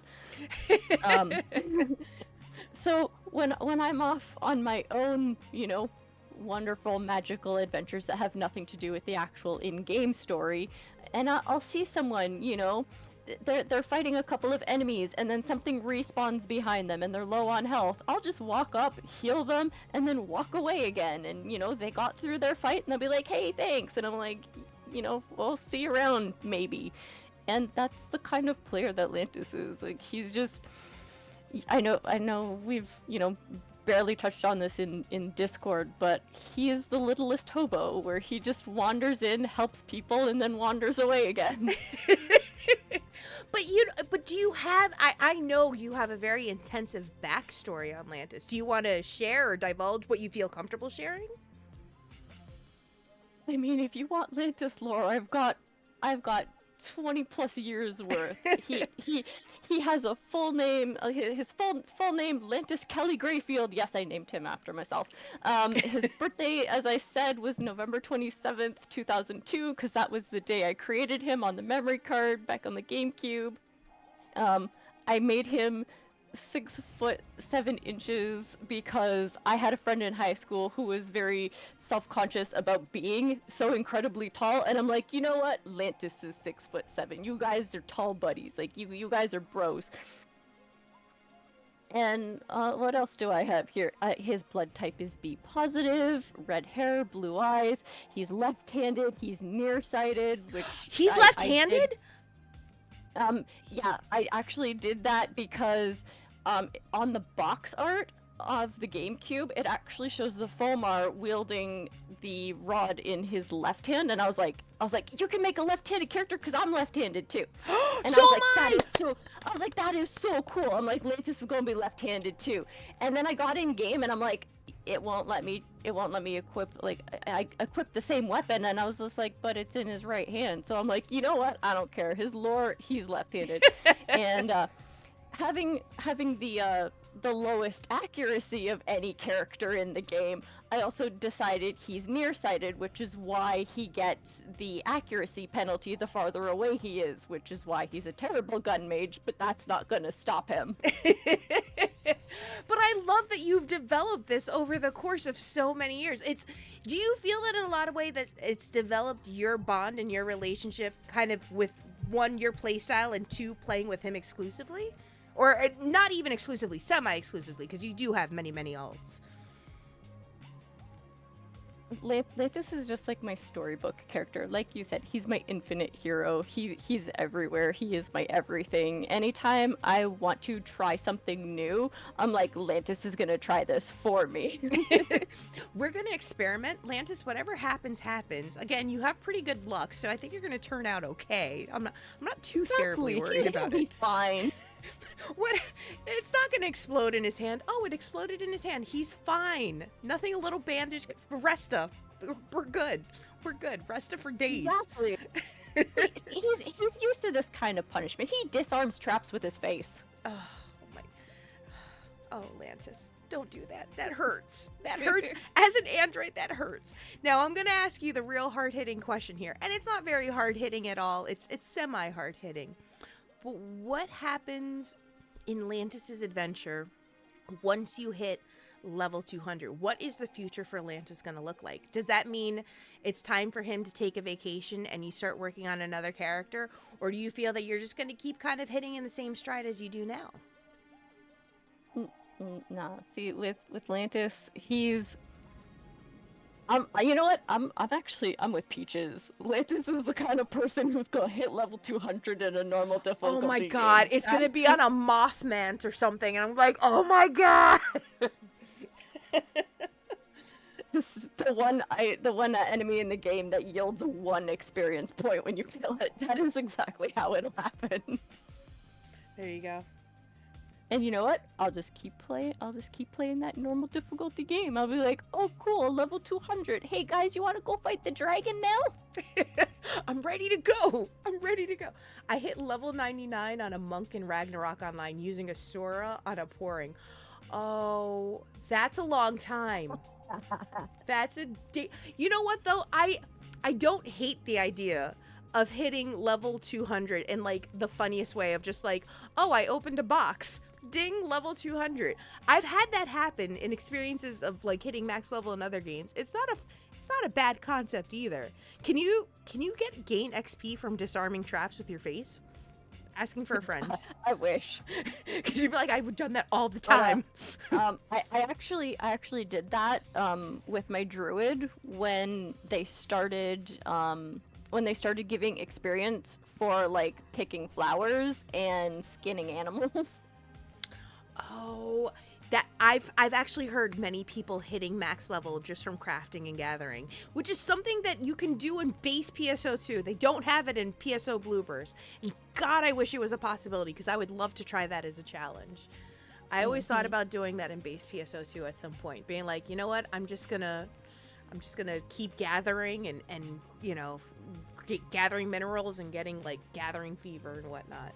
But you think you're just gonna, you know, you don't see much of a change with Lantis once you hit level 200. Like, you don't feel like the story really stops there then, is my understanding? Well, like I said, this is the 3rd version of Lantis already. my GameCube card corrupt when the power was out during a storm, and it was one of those where it was just out long enough to screw up all of your technology. And the TV actually came back on the GameCube because the power button was pressed in. That came back on, and it was just like, where's your game file? And it was just like, what do you mean, where's my memory card? It's right there. Like, oh no. Do you remember what level it was on the memory card before it got corrupted? I'm just curious to ask. I don't want to bring up a very sensitive, like a sore subject either, but I was curious. I want to say he was about level 167-ish. Oh, my chest hurts. I wasn't even at the halfway point. But my chest still hurts. That's still a good chunk. I don't like it. I don't like it. Much like yourself, I wasn't so much sad about the loss of my character, but the Nidra that I had on the character. I'm like, Meg, no. That is a hard pill to swallow, and I learned that firsthand by my own stupidity. But that I think hits you harder. Is you can make a character again. It's that Mag that's the one that hurts more than anything. That one's hard. But I had made that Nidra. Again, I played really early on in the GameCube days. There were mag feeding charts, but as there was no information on the FOmar, there was no information on the 4th evolution mags. I got it completely by accident by feeding it random crap I found on the floor. No, it was by your I had no way of getting it back. No, it was your RNGesus of being the oldest child. That's how you did it. That's how you did it. I just proved it to you. It's your oldest child, RNGesus. That's how you did it. I knew it. You did do it for yourself. People accused me of cheating. They were like, you used the Game Shark on that. There's no way you got that mag. No, that's where you lie and no. It's random crap I fed it. I'm like, I don't even know what to fed it. No, you tell them I'm the oldest child. That's how I got it. I'm the oldest child, and I have the luck of the oldest child. So, joke's on you. That's just how it works. And then you start calling everyone the youngest child of their families. But like, I'm on to you. You're all the babies of your families. I've caught on to you. Now, and this is the other thing I think we also need to recognize too is for as long as you have been playing Lantis, and even for the many iterations of Lantis, I feel like it's a very much the third time's a charm scenario, because the first scenario was again the thunderstorms doing, which how dare you, Zonda? How dare you do that? And the second one was also not at fault of your own, and I won't elaborate any further than that. It is what it is. That situation was that situation.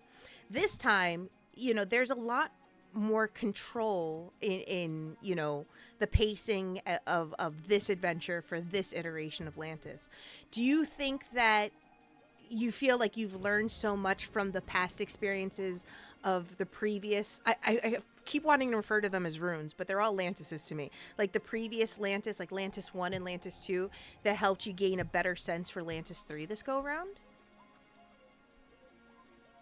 For this version of Lantis, I figured like there are people that have asked, how long, you know so much about this game. How long have you been playing? And I'm like, well, I've been playing since pretty much day one on the GameCube. Not quite, but like pretty early on in the GameCube. And I'm like, and I've been on this server for 8 years, and they're just like, how many max levels do you have? I'm like, I don't. But the way I see it is like, Lantis is already like, I'm like, he's been around for 20 years. What's the rush at this point? Mm-hmm. And also, it's not just so much as the end goal. It's about the journey getting there. You know what I mean? Think about for the length of time that you've had this iteration of Lantis, which we said was, 7 or 8 years at this point? Think of all the memories and all of the new friendships and the new bonds, even, memorable and very, historical milestones in your personal life, like meeting your husband and, the memories that you forged with your sister that you've gained with Lantis. Like, I feel like that kind of overpowers and then I hit level 200. You know what I mean? There's depth to that. There's volume to it. Exactly. I feel like for him, 200 isn't really going to change anything at this point because he's already so well established. It's just like, okay, he's max level now. Let's go on another adventure.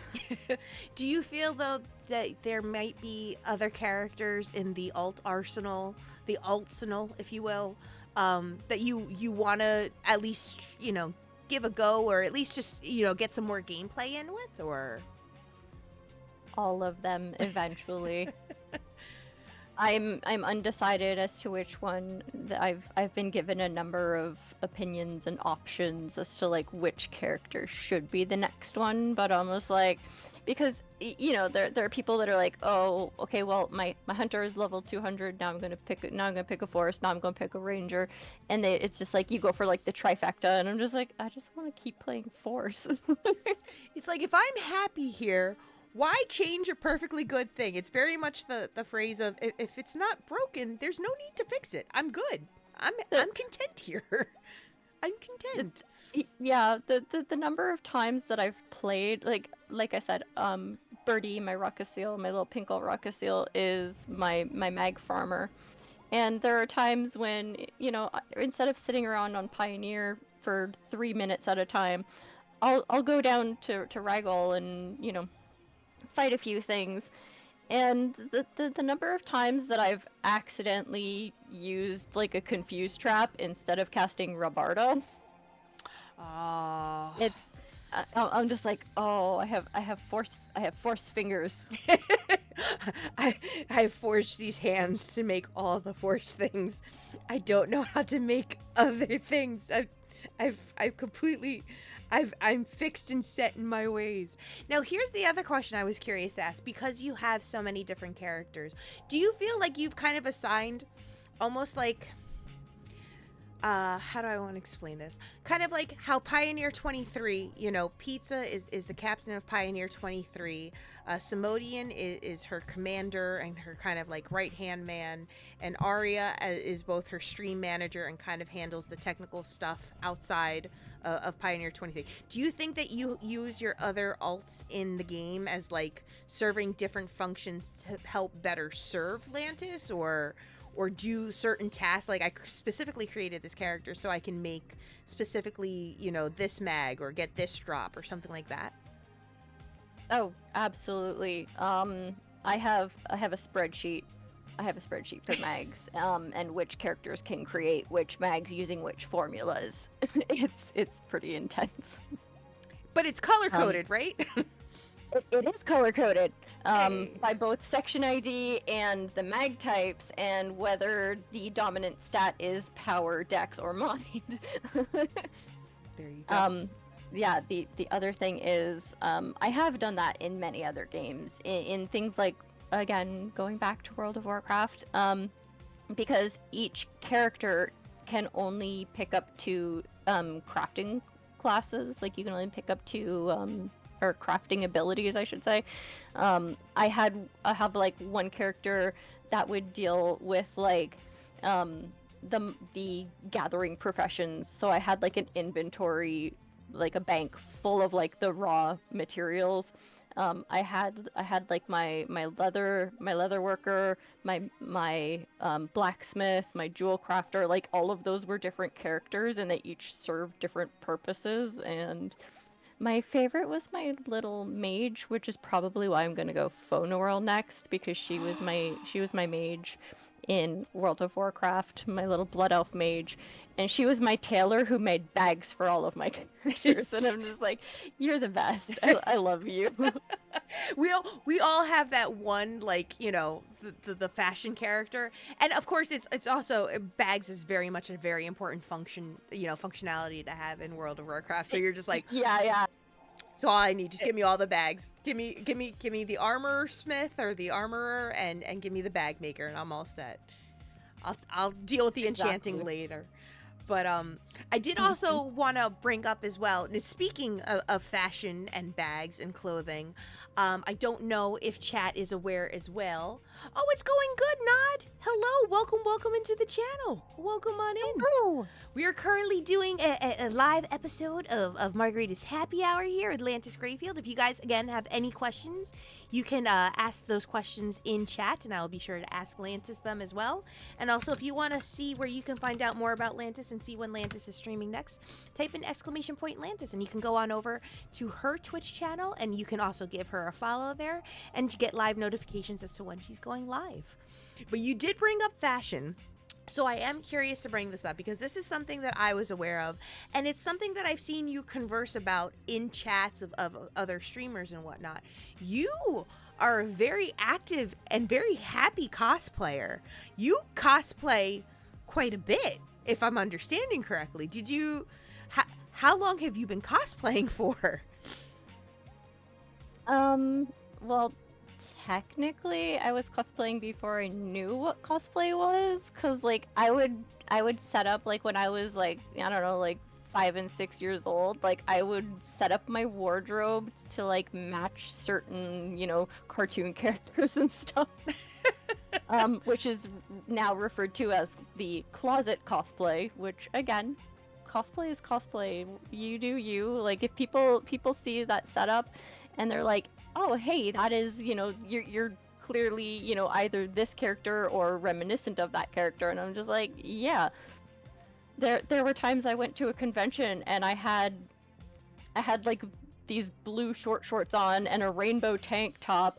I had like a rainbow wig and like a choker, and I actually had the little Rainbow Dash lightning bolt and I just wore that around to a convention one day, and people were like high-fiving me like, yeah, Rainbow Dash, and I'm just like, yeah. And I was just like, I'm like, not really cosplaying, like this was me being casual, but people were like, oh, this is a sick cosplay, and I'm like, if you think it's cosplay, I'm going to agree with you, because that's just how we roll. Do you remember obviously you've been cosplaying for such a long time, but do you remember like the first time that you sat down and you started, digging in and really working on your first cosplay, like coming up with those blueprints and the sewing and I don't know if you used Warbler at all. Like, do you remember that first cosplay project that you worked on? Oh, Warbler. I've actually never used Warbler. Really? Oh, it's fun. It's a good time. Yeah, back when it was like really at its peak popularity, it was very difficult to find in Canada. Oh. And it was very expensive to import it to Canada. Mm-hmm. Because armor, things that you make armor with typically weigh a lot. That's valid. And free shipping was not a thing back then. I forgot about that. Yeah, I see. And that's again, forgive me for my ignorance. I was just like, oh, it must be so easily accessible everywhere. If I can get it here, I guess not. No. Oh. Yeah, I started my actual I went to my first convention in 2001. Went to Anime North, which I still go to, and was just this past weekend, and I missed it for reasons. I know. I'm in their Discord, and I was just like, I saw all the costumes, and people were like, "Oh, I'm going to this event. If anyone's going, let's meet up." And I'm just like, I want to be where the people are. I wanna see those cosplays. Walking around on those. What do they call them? Oh man. Yeah. Oh. Oh, so did you see any ones that you liked then from this past weekend that you were kind of like, oh, so pretty? Yeah, there were a number of them. There were people with some really elaborate stuff, and I'm just like, man, I want to. Sometimes it's just I want to see how you move in that thing. Mm-hmm. And then the people be like, "Can I touch it?" And you'd be like, as the cosplayer, "No, you cannot touch this.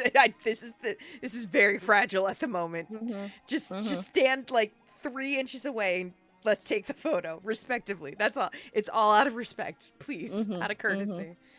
So then, do you remember the first anime character that you ever cosplayed as? Yeah, my first cosplay, like I said, was back in 2001. Um, it was the first year that we were allowed to go because I was 16 and you had to be a minimum of 16 to go solo. Mm-hmm. Um, and because I was going with my younger sister and her friend could come with too because they were 14 at the time. So that was the reason why we went that year specifically, was because we were old enough to. Um, Oh. but um, as a group, we wanted to cosplay. It was actually the friend's idea, my sister's friend. She wanted to cosplay from Digikarat, and she was the leader, Dejiko. My sister was Puchiko, and I was Arabian Rose. Mm. Interesting. and and we did not make those ones. We actually commissioned the friend's aunt, who we paid in babysitting.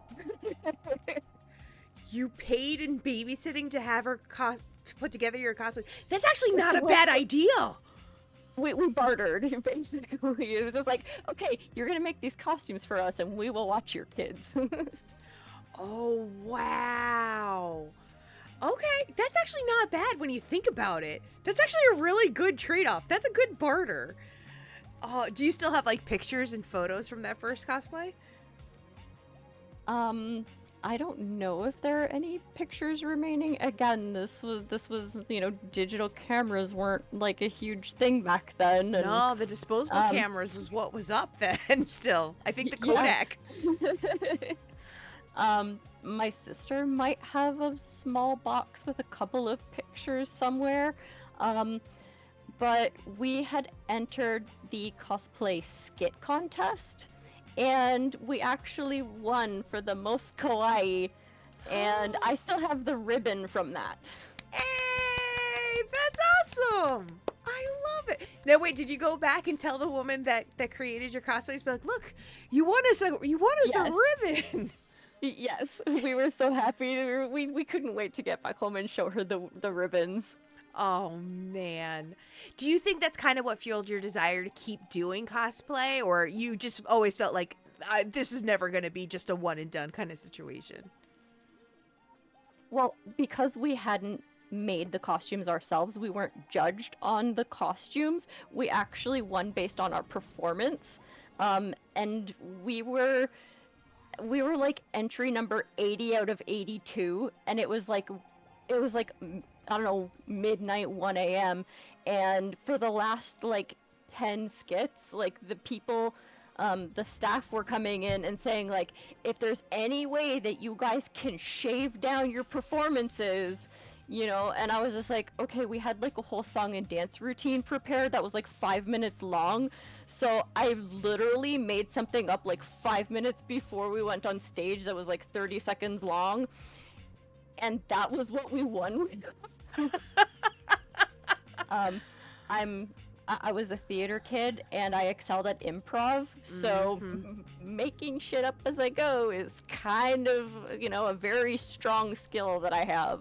You got winging it and faking it till you make it are one of the best skills that have ever been acquired from being a theater kid. It's just like, oh, this absolutely. Oh, I gotta keep going. I just gotta make this look like it was intended to happen. Oh, exactly. Man. Now, do you have an overall idea as to how many cosplays you have done? And if so, do you have any favorites or like kind of like notable ones that you really, really enjoyed, being in cosplay for? I have a list. I have a spreadsheet for that. Spreadsheets for everything. Listen, they help. The organizational tools are amazing. But I would say my favorite was definitely because my sister has this thing, because when we were younger, everyone was constantly asking us, because we're so close in age, that we always got asked, like, are you guys twins? And it's like, no, I'm like 2 years older than her. I was a very small kid. My dad's side of the family is very short, and at 5'3", I tower over everyone at the family reunions. Oh. Yeah. Oh. So I was still pretty small. My sister is my sister ever since I think she was like 12 or 13. She's been half an inch taller than me, and she would never let that go. Oh But man. yeah, people always asked if we're twins, and it's just like, well, what makes you think we're twins? And it's just like, well, you're like the same height, the same build, like you look like the same person, and it's just like you look like it. And people would ask like, are you identical twins? It's like, I have blue eyes and she has brown eyes. No, we're not identical. That is the most fraternal we can get. I don't know how else to break it down for you. Yeah. So I was just like, I don't know, but my sister really ran with that, and every time she had a suggestion for cosplay, she'd be like, we need to be these twins, we need to be those twins. And my favorite twins were the androids from Dragon Ball Z. Oh So my god. Yes. I was 17 because again, like once we hit puberty, she got curves and I stayed flat as a board. So I always cosplay as the brother in those kinds of duos. Oh. So she's always the curvy one. She's always the feminine one. I'm 17. She's 18. So when we were cosplaying as those two characters, based on their chaotic nature, anytime we saw other Dragon Ball cosplayers stopping and posing for photos, we would photobomb them every time. Oh my god. I was waiting for you to say something. I was like, I know that there's so many siblings that you can do in cosplay, but I also briefly was like, I wonder if one of them was like Goku and the other one was Saiyan form Goku, and just be like, we made it work. Like, one of us is the really Brighton version of that. So I was always curious. I'm like, that would be a fun avenue to try too.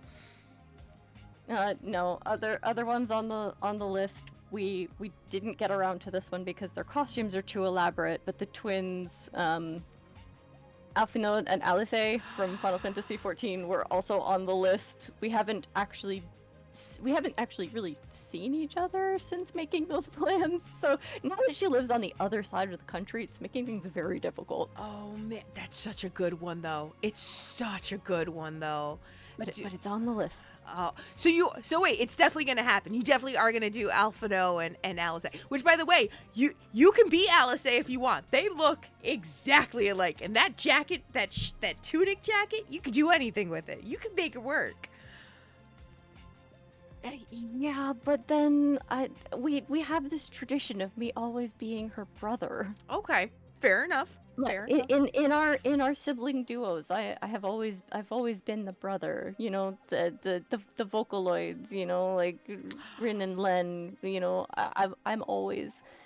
It's what I grew up with. But like I said, even in childhood, you know, she had like the long curled hair, like the loose curls and everything, and I always had my hair cut in like a pixie cut, which, you know, guys just assumed. And, you know, with my name being what it is, you know, it was dominantly male back, you know, in the previous generations. Mm-hmm. So growing up, boys assumed like, oh, you know, my uncle has that name, or my dad has that name. I know someone who's old. I know an older male with that name. So people would always assume that I was male, and I never corrected people, and I just roll with it. So we kind of keeping in that. Like, my sister never outed me either. Like, she was always like really cool about that. And anytime we were playing games and they would try to, like, you know, oh, this is like, video games are for boys, and they would keep her out of the game, and I'm like, no, she's my partner, you know, I need, you know, the tails to my Sonic. Mm-hmm. And I would always invite her in, and she, like, I would like open that door for her, and she would keep her mouth shut. And I never asked her to, but she was being a bro. And yeah, she was being a bro, and she would, you know, like, just play along with it. And like she was just like, she would always be like, "Oh, you're the," after playing games with me, she'd just be like, "You're the coolest brother ever," and she would always joke about that even afterwards, like years later. She's just like, "You're the coolest brother ever," and I was like, "Yeah." I do my best. I do what I can. I can't help it. Did you guys, when you guys were Rin and Len then, did you guys also do like Vocaloid songs together or choreograph the dances like while at cosplay conventions so you could do them? I do not have my brain does not have the RAM to memorize dance moves or anything. Like, no. Really? Okay, no, that's fine. That's perfectly fine. There's nothing wrong with that. That was always my favorite part. So long. It takes me so long to learn dances. The hardest was when I was doing KDA cosplay, League of Legends with a friend, and I was like, okay, how am I supposed to learn this dance? And on top of that, of course, my friend is the only character wearing sneakers. The rest of them are all in heels, and I'm like, and you want me to do a high kick wearing all of this? Oh no, that's an ankle, like a swollen ankle waiting to happen, and that's where I would have stopped you and been like, not unless I'm wearing flats. I'm not crazy. I like my ankles. That's not a good idea. I was like, I tell you what, you're lucky I was a gymnast in a past life.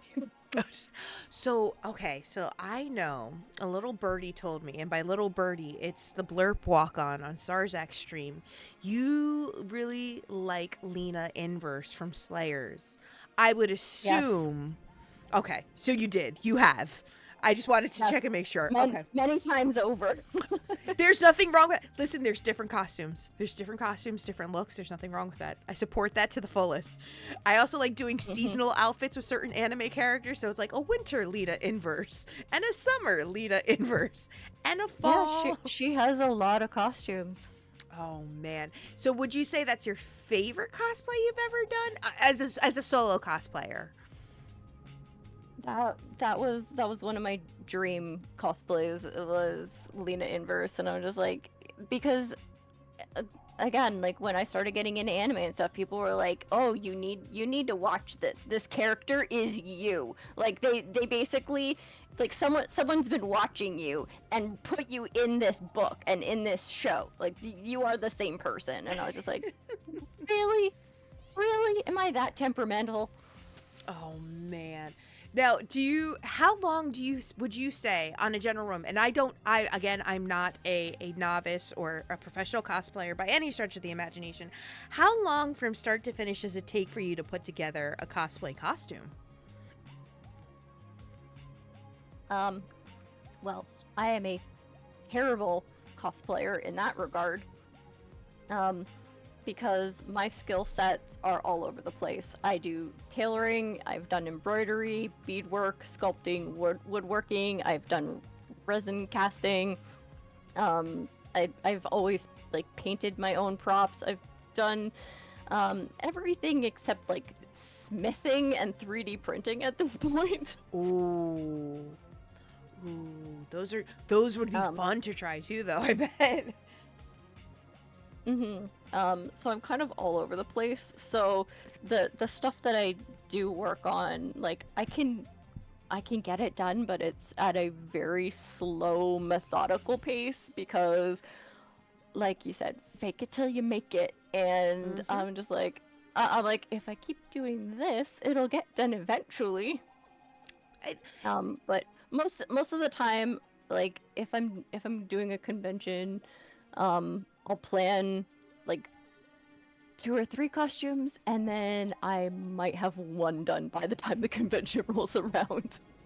So do you plan then months in advance, or do you think it's more like a weeks in advance, or dare I say days in advance? I mean, the con crunch is real regardless of when you're starting. But I have hordes of fabric and beads and crafting supplies of all kinds and tools everywhere, and my husband's like, "Do you really need another Dremel?" Yes, as a matter of fact I do. Well, what's wrong with that? There, you can never have enough. We may need this for another purpose in the house. This is a household item. Thank you very much. That's why that would be my answer. I'd be like, did you want that splinter? No, I could fix that. Let me go grab the Dremel. I'll be right back. Got this. But even when we're out shopping somewhere, and I'm just like, the fabric store's not far from here, and he's just like, do you need more fabric? And I'm like, yeah. I'm getting yelled at so bad right now in chat. Am I going to pay for your storage unit? I'm just stating the facts. This is me not enabling. This is just me pointing out that a Dremel is a tool that can be used for multiple things, a plethora, if you will, and it doesn't necessarily have to be cosplay. One person should have a Dremel at all times. You never know. You never know. And watch that one time where you guys are like, you know what? I'll listen to you, June. No more Dremels in the house. Then there's going to be a point where you're going to need it non-cosplay related. And then we can come back around full circle and be like, see? Remember that one time I had a Dremel, but you told me, no, I don't need this many Dremels. There you go. I was prepared. Consider me skeptical. I'm just saying, I'm very much the same way with a lot of things. Sam hates it. I have a bad stationery addiction where I like to collect notebooks for different things. Ask me how many times I've used said notebook, but I have notebooks. And there's going to be that one day that I decide to purge all the notebooks and all the journals, and then I'm going to need it for something because we don't have paper in the house. It's happened. I just want you to know I'm standing in solidarity with you on your Dremel endeavors.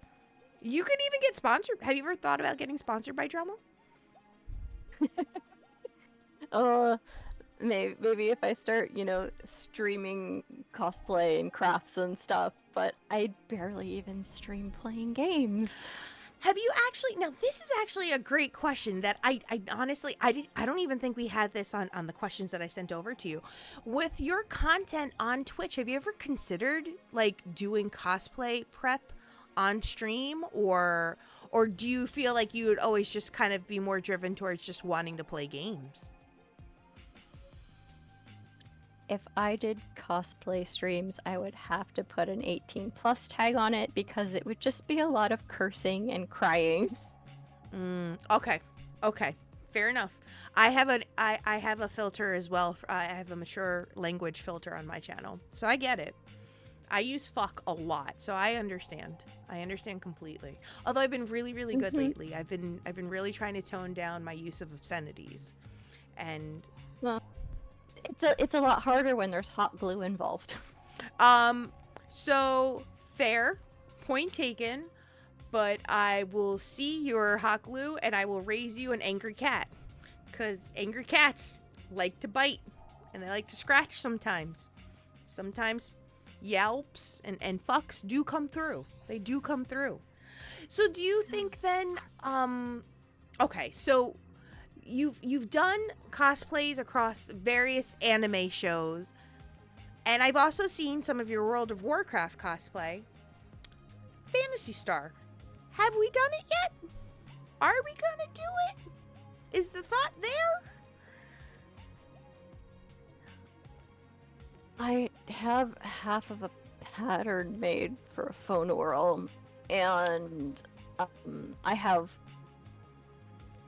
so long ago, my sister and I actually wanted to cosplay as our PSO avatars, but this was before, there were quality fabrics on the market and all kinds of stuff.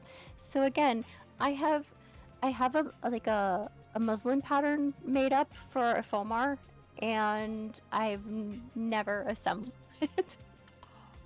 Okay. So that one has been like I have it, and when I'm ready to start it, I'll start it. Or now are we at the point where I want to start it, but I need to update the materials that I have? Because I feel like if I ask this question, I'm going to get in trouble again, and I'm going to be asked about the storage facility. But is that where our head's at right now? Where my head's at right now, you were asking about how far in advance we plan our costumes. The samurai pizza cats that I was talking about earlier, and with the trio, myself, June, and a friend of mine. The game comes out next year, and that's when we're planning to debut these costumes. Is sometime 26. Okay, that's not bad. That's actually ample time. That is a good, I mean, again, like you said, the con crunch is going to be real. Is this going to be an Anime North debut or? We're hoping for Anime North. And if, big if, because it sounds like the only way to get a hotel booking is if you travel to a parallel dimension where you already have reservations, is Dragon Con. Oh, Dragon Con.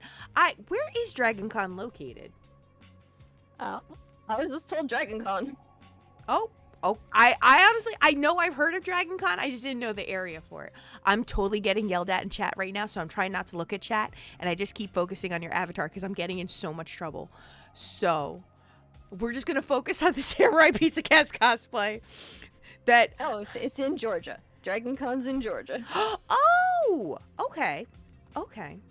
Hey, that's a whole reason to go on a road trip and to eat all the yummy foods and to go to Buc-ee's and then, make pit stops across certain states and get tons of good food.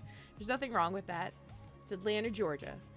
Well, pizza, should I go look up monthly rates? I didn't do anything wrong. Lantis, please tell them I didn't do anything wrong. I stopped my question. I was just asking if there was a need for updated materials, and I didn't think that was a bad question. I thought that was a good question. I thought that was a very helpful question. Yeah, I mean, these days, when you're looking to start a new cosplay, things are so accessible these days. Basically, you can go play, any game, any show, any whatever, any piece of media, really. Anything goes at this point. But just pick a character that resonates with you. You'll be able to find, if it's new, if it's old, you can find people who have done these costumes before. You can find tutorials. They're people, post scans of art books online. People have so if the character is popular enough, if it's flavor of the month kind of things, all that, Hoyoverse, Genshin, Honkai Star Rail, there are you can go to a fabric store and just buy a pattern specific to that character. And there's so many resources.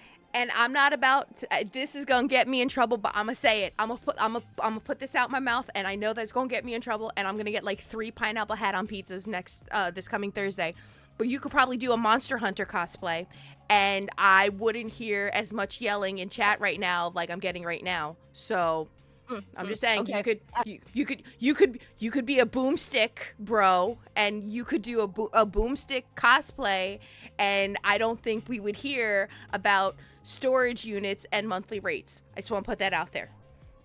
Because I see those screenshots. Yeah, I have no affiliation or whatever, but one of my cosplay idols is Kamui Cosplay. She does huge elaborate Monster Hunter costumes. Vampy does great ones too. Yeah, and I do understand how big those weapons are. And you know what you need to make those weapons, June? A Dremel. You need a Dremel.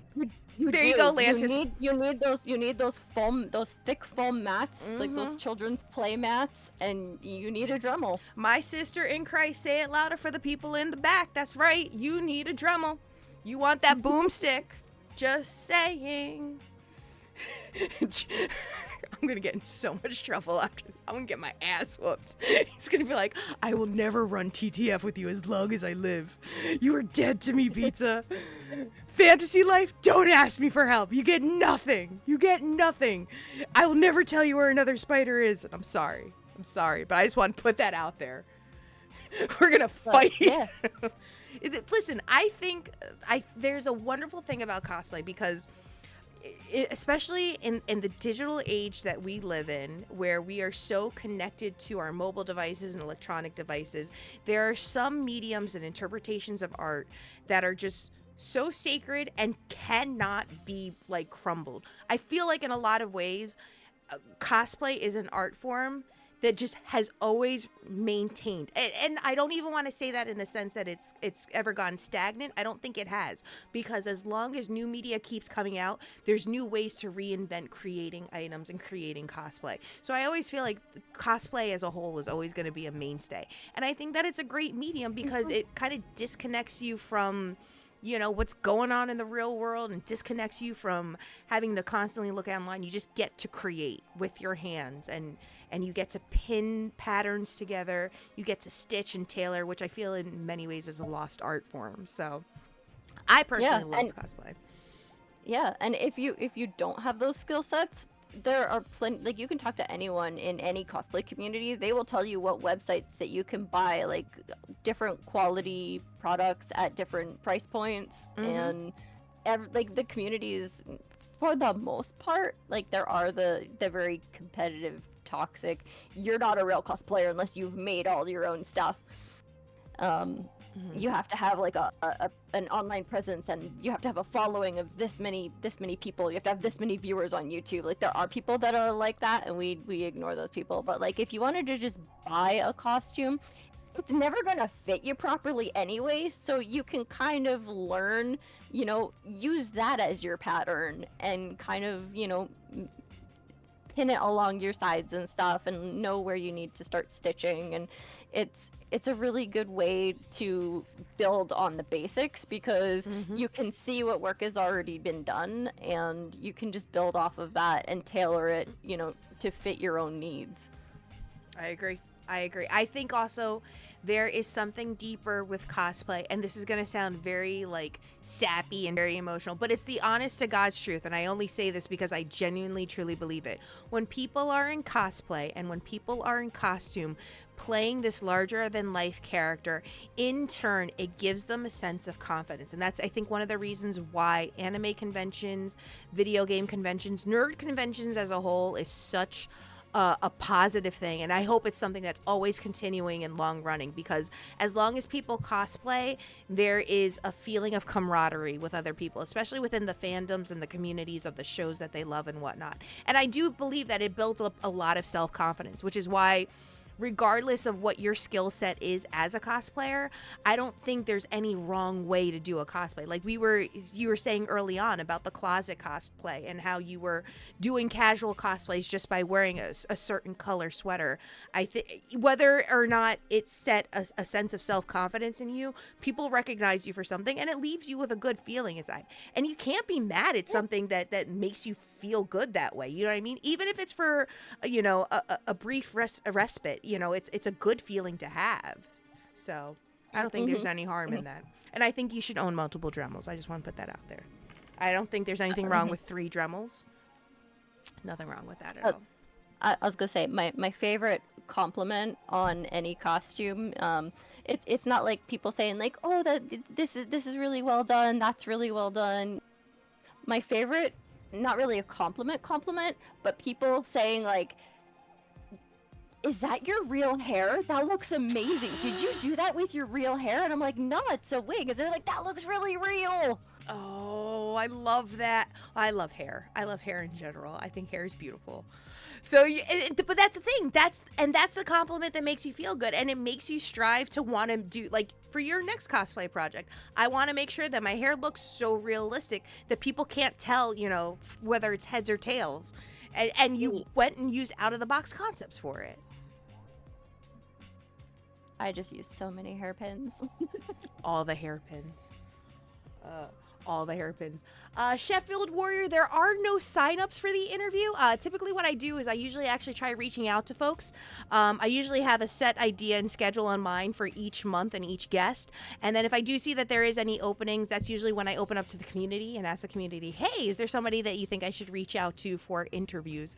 So that's usually how it goes here as the format on the channel. But I'm always looking and always checking out different content creators and different players and really kind of everybody in every walk of life that just enjoys talking about Phantasy Star in some capacity.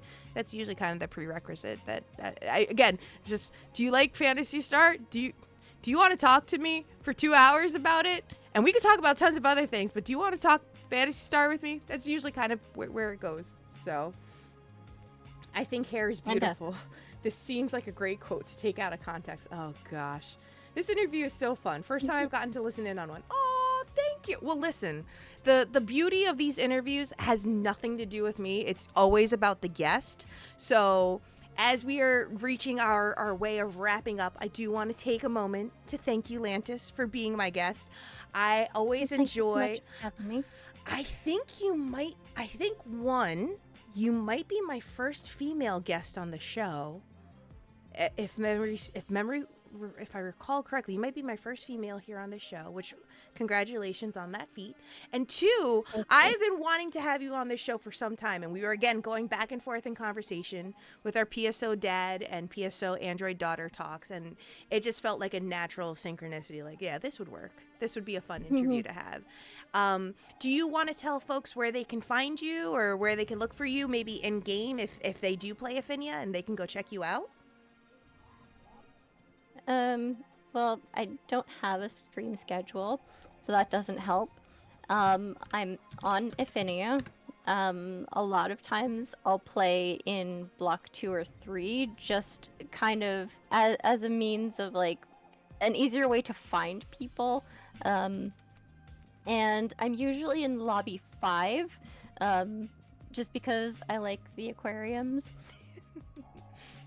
And, yeah, other than that, you can find me on Pioneer 23. Yeah!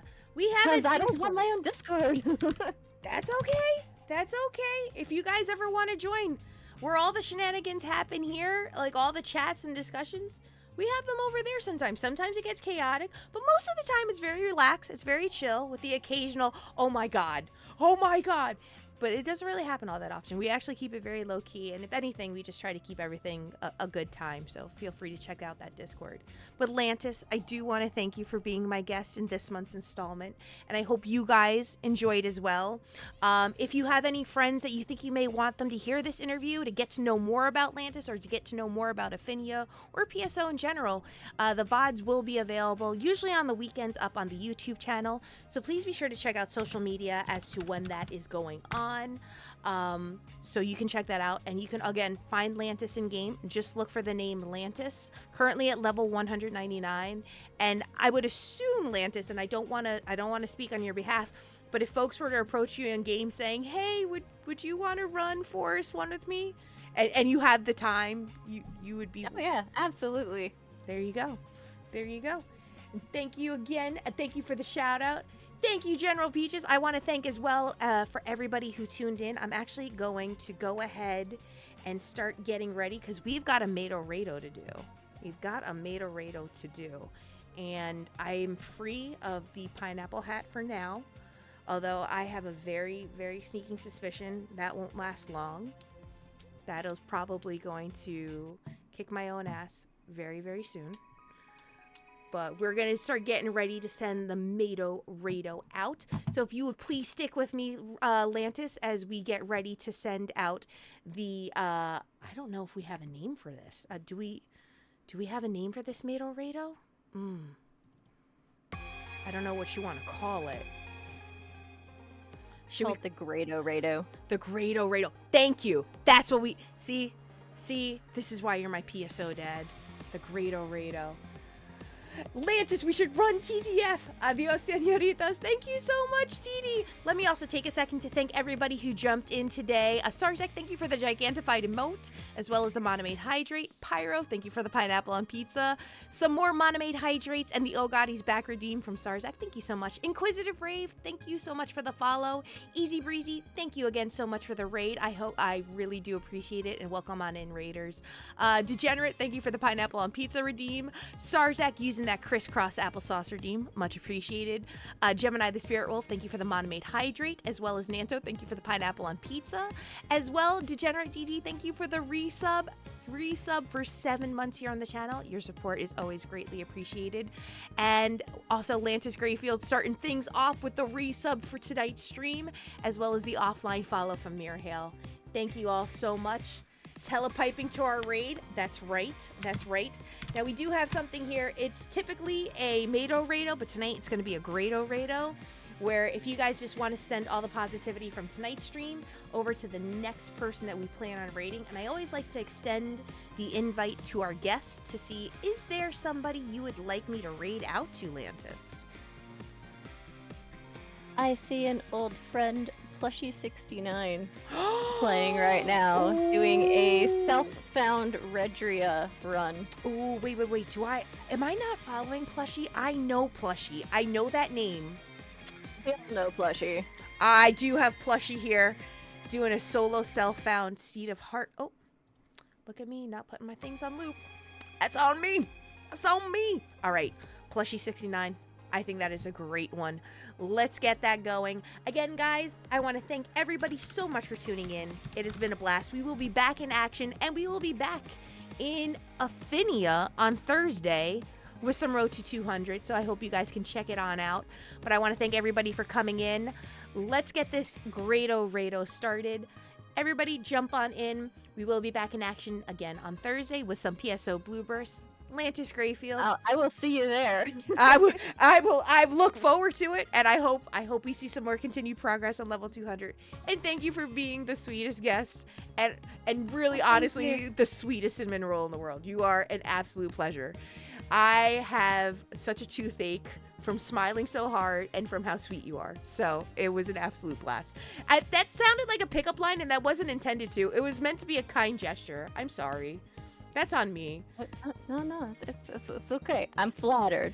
Listen, my husband's gonna be like, so what's this I hear you getting a sweet tooth for Lantis Greyfield? Is there something you want to tell me? Is there something that FOmars have that HughCast don't have?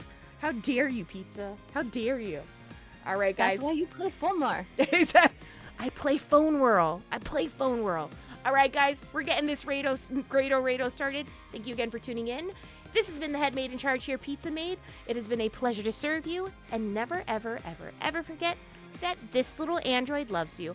And this little FOmar, too. This FOmar as well. Let's go. Stop flirting with me. I'll take care of you. Oh, I'm getting in so much trouble right now. Let's get this raid going. Okay, bye, friends. Much love.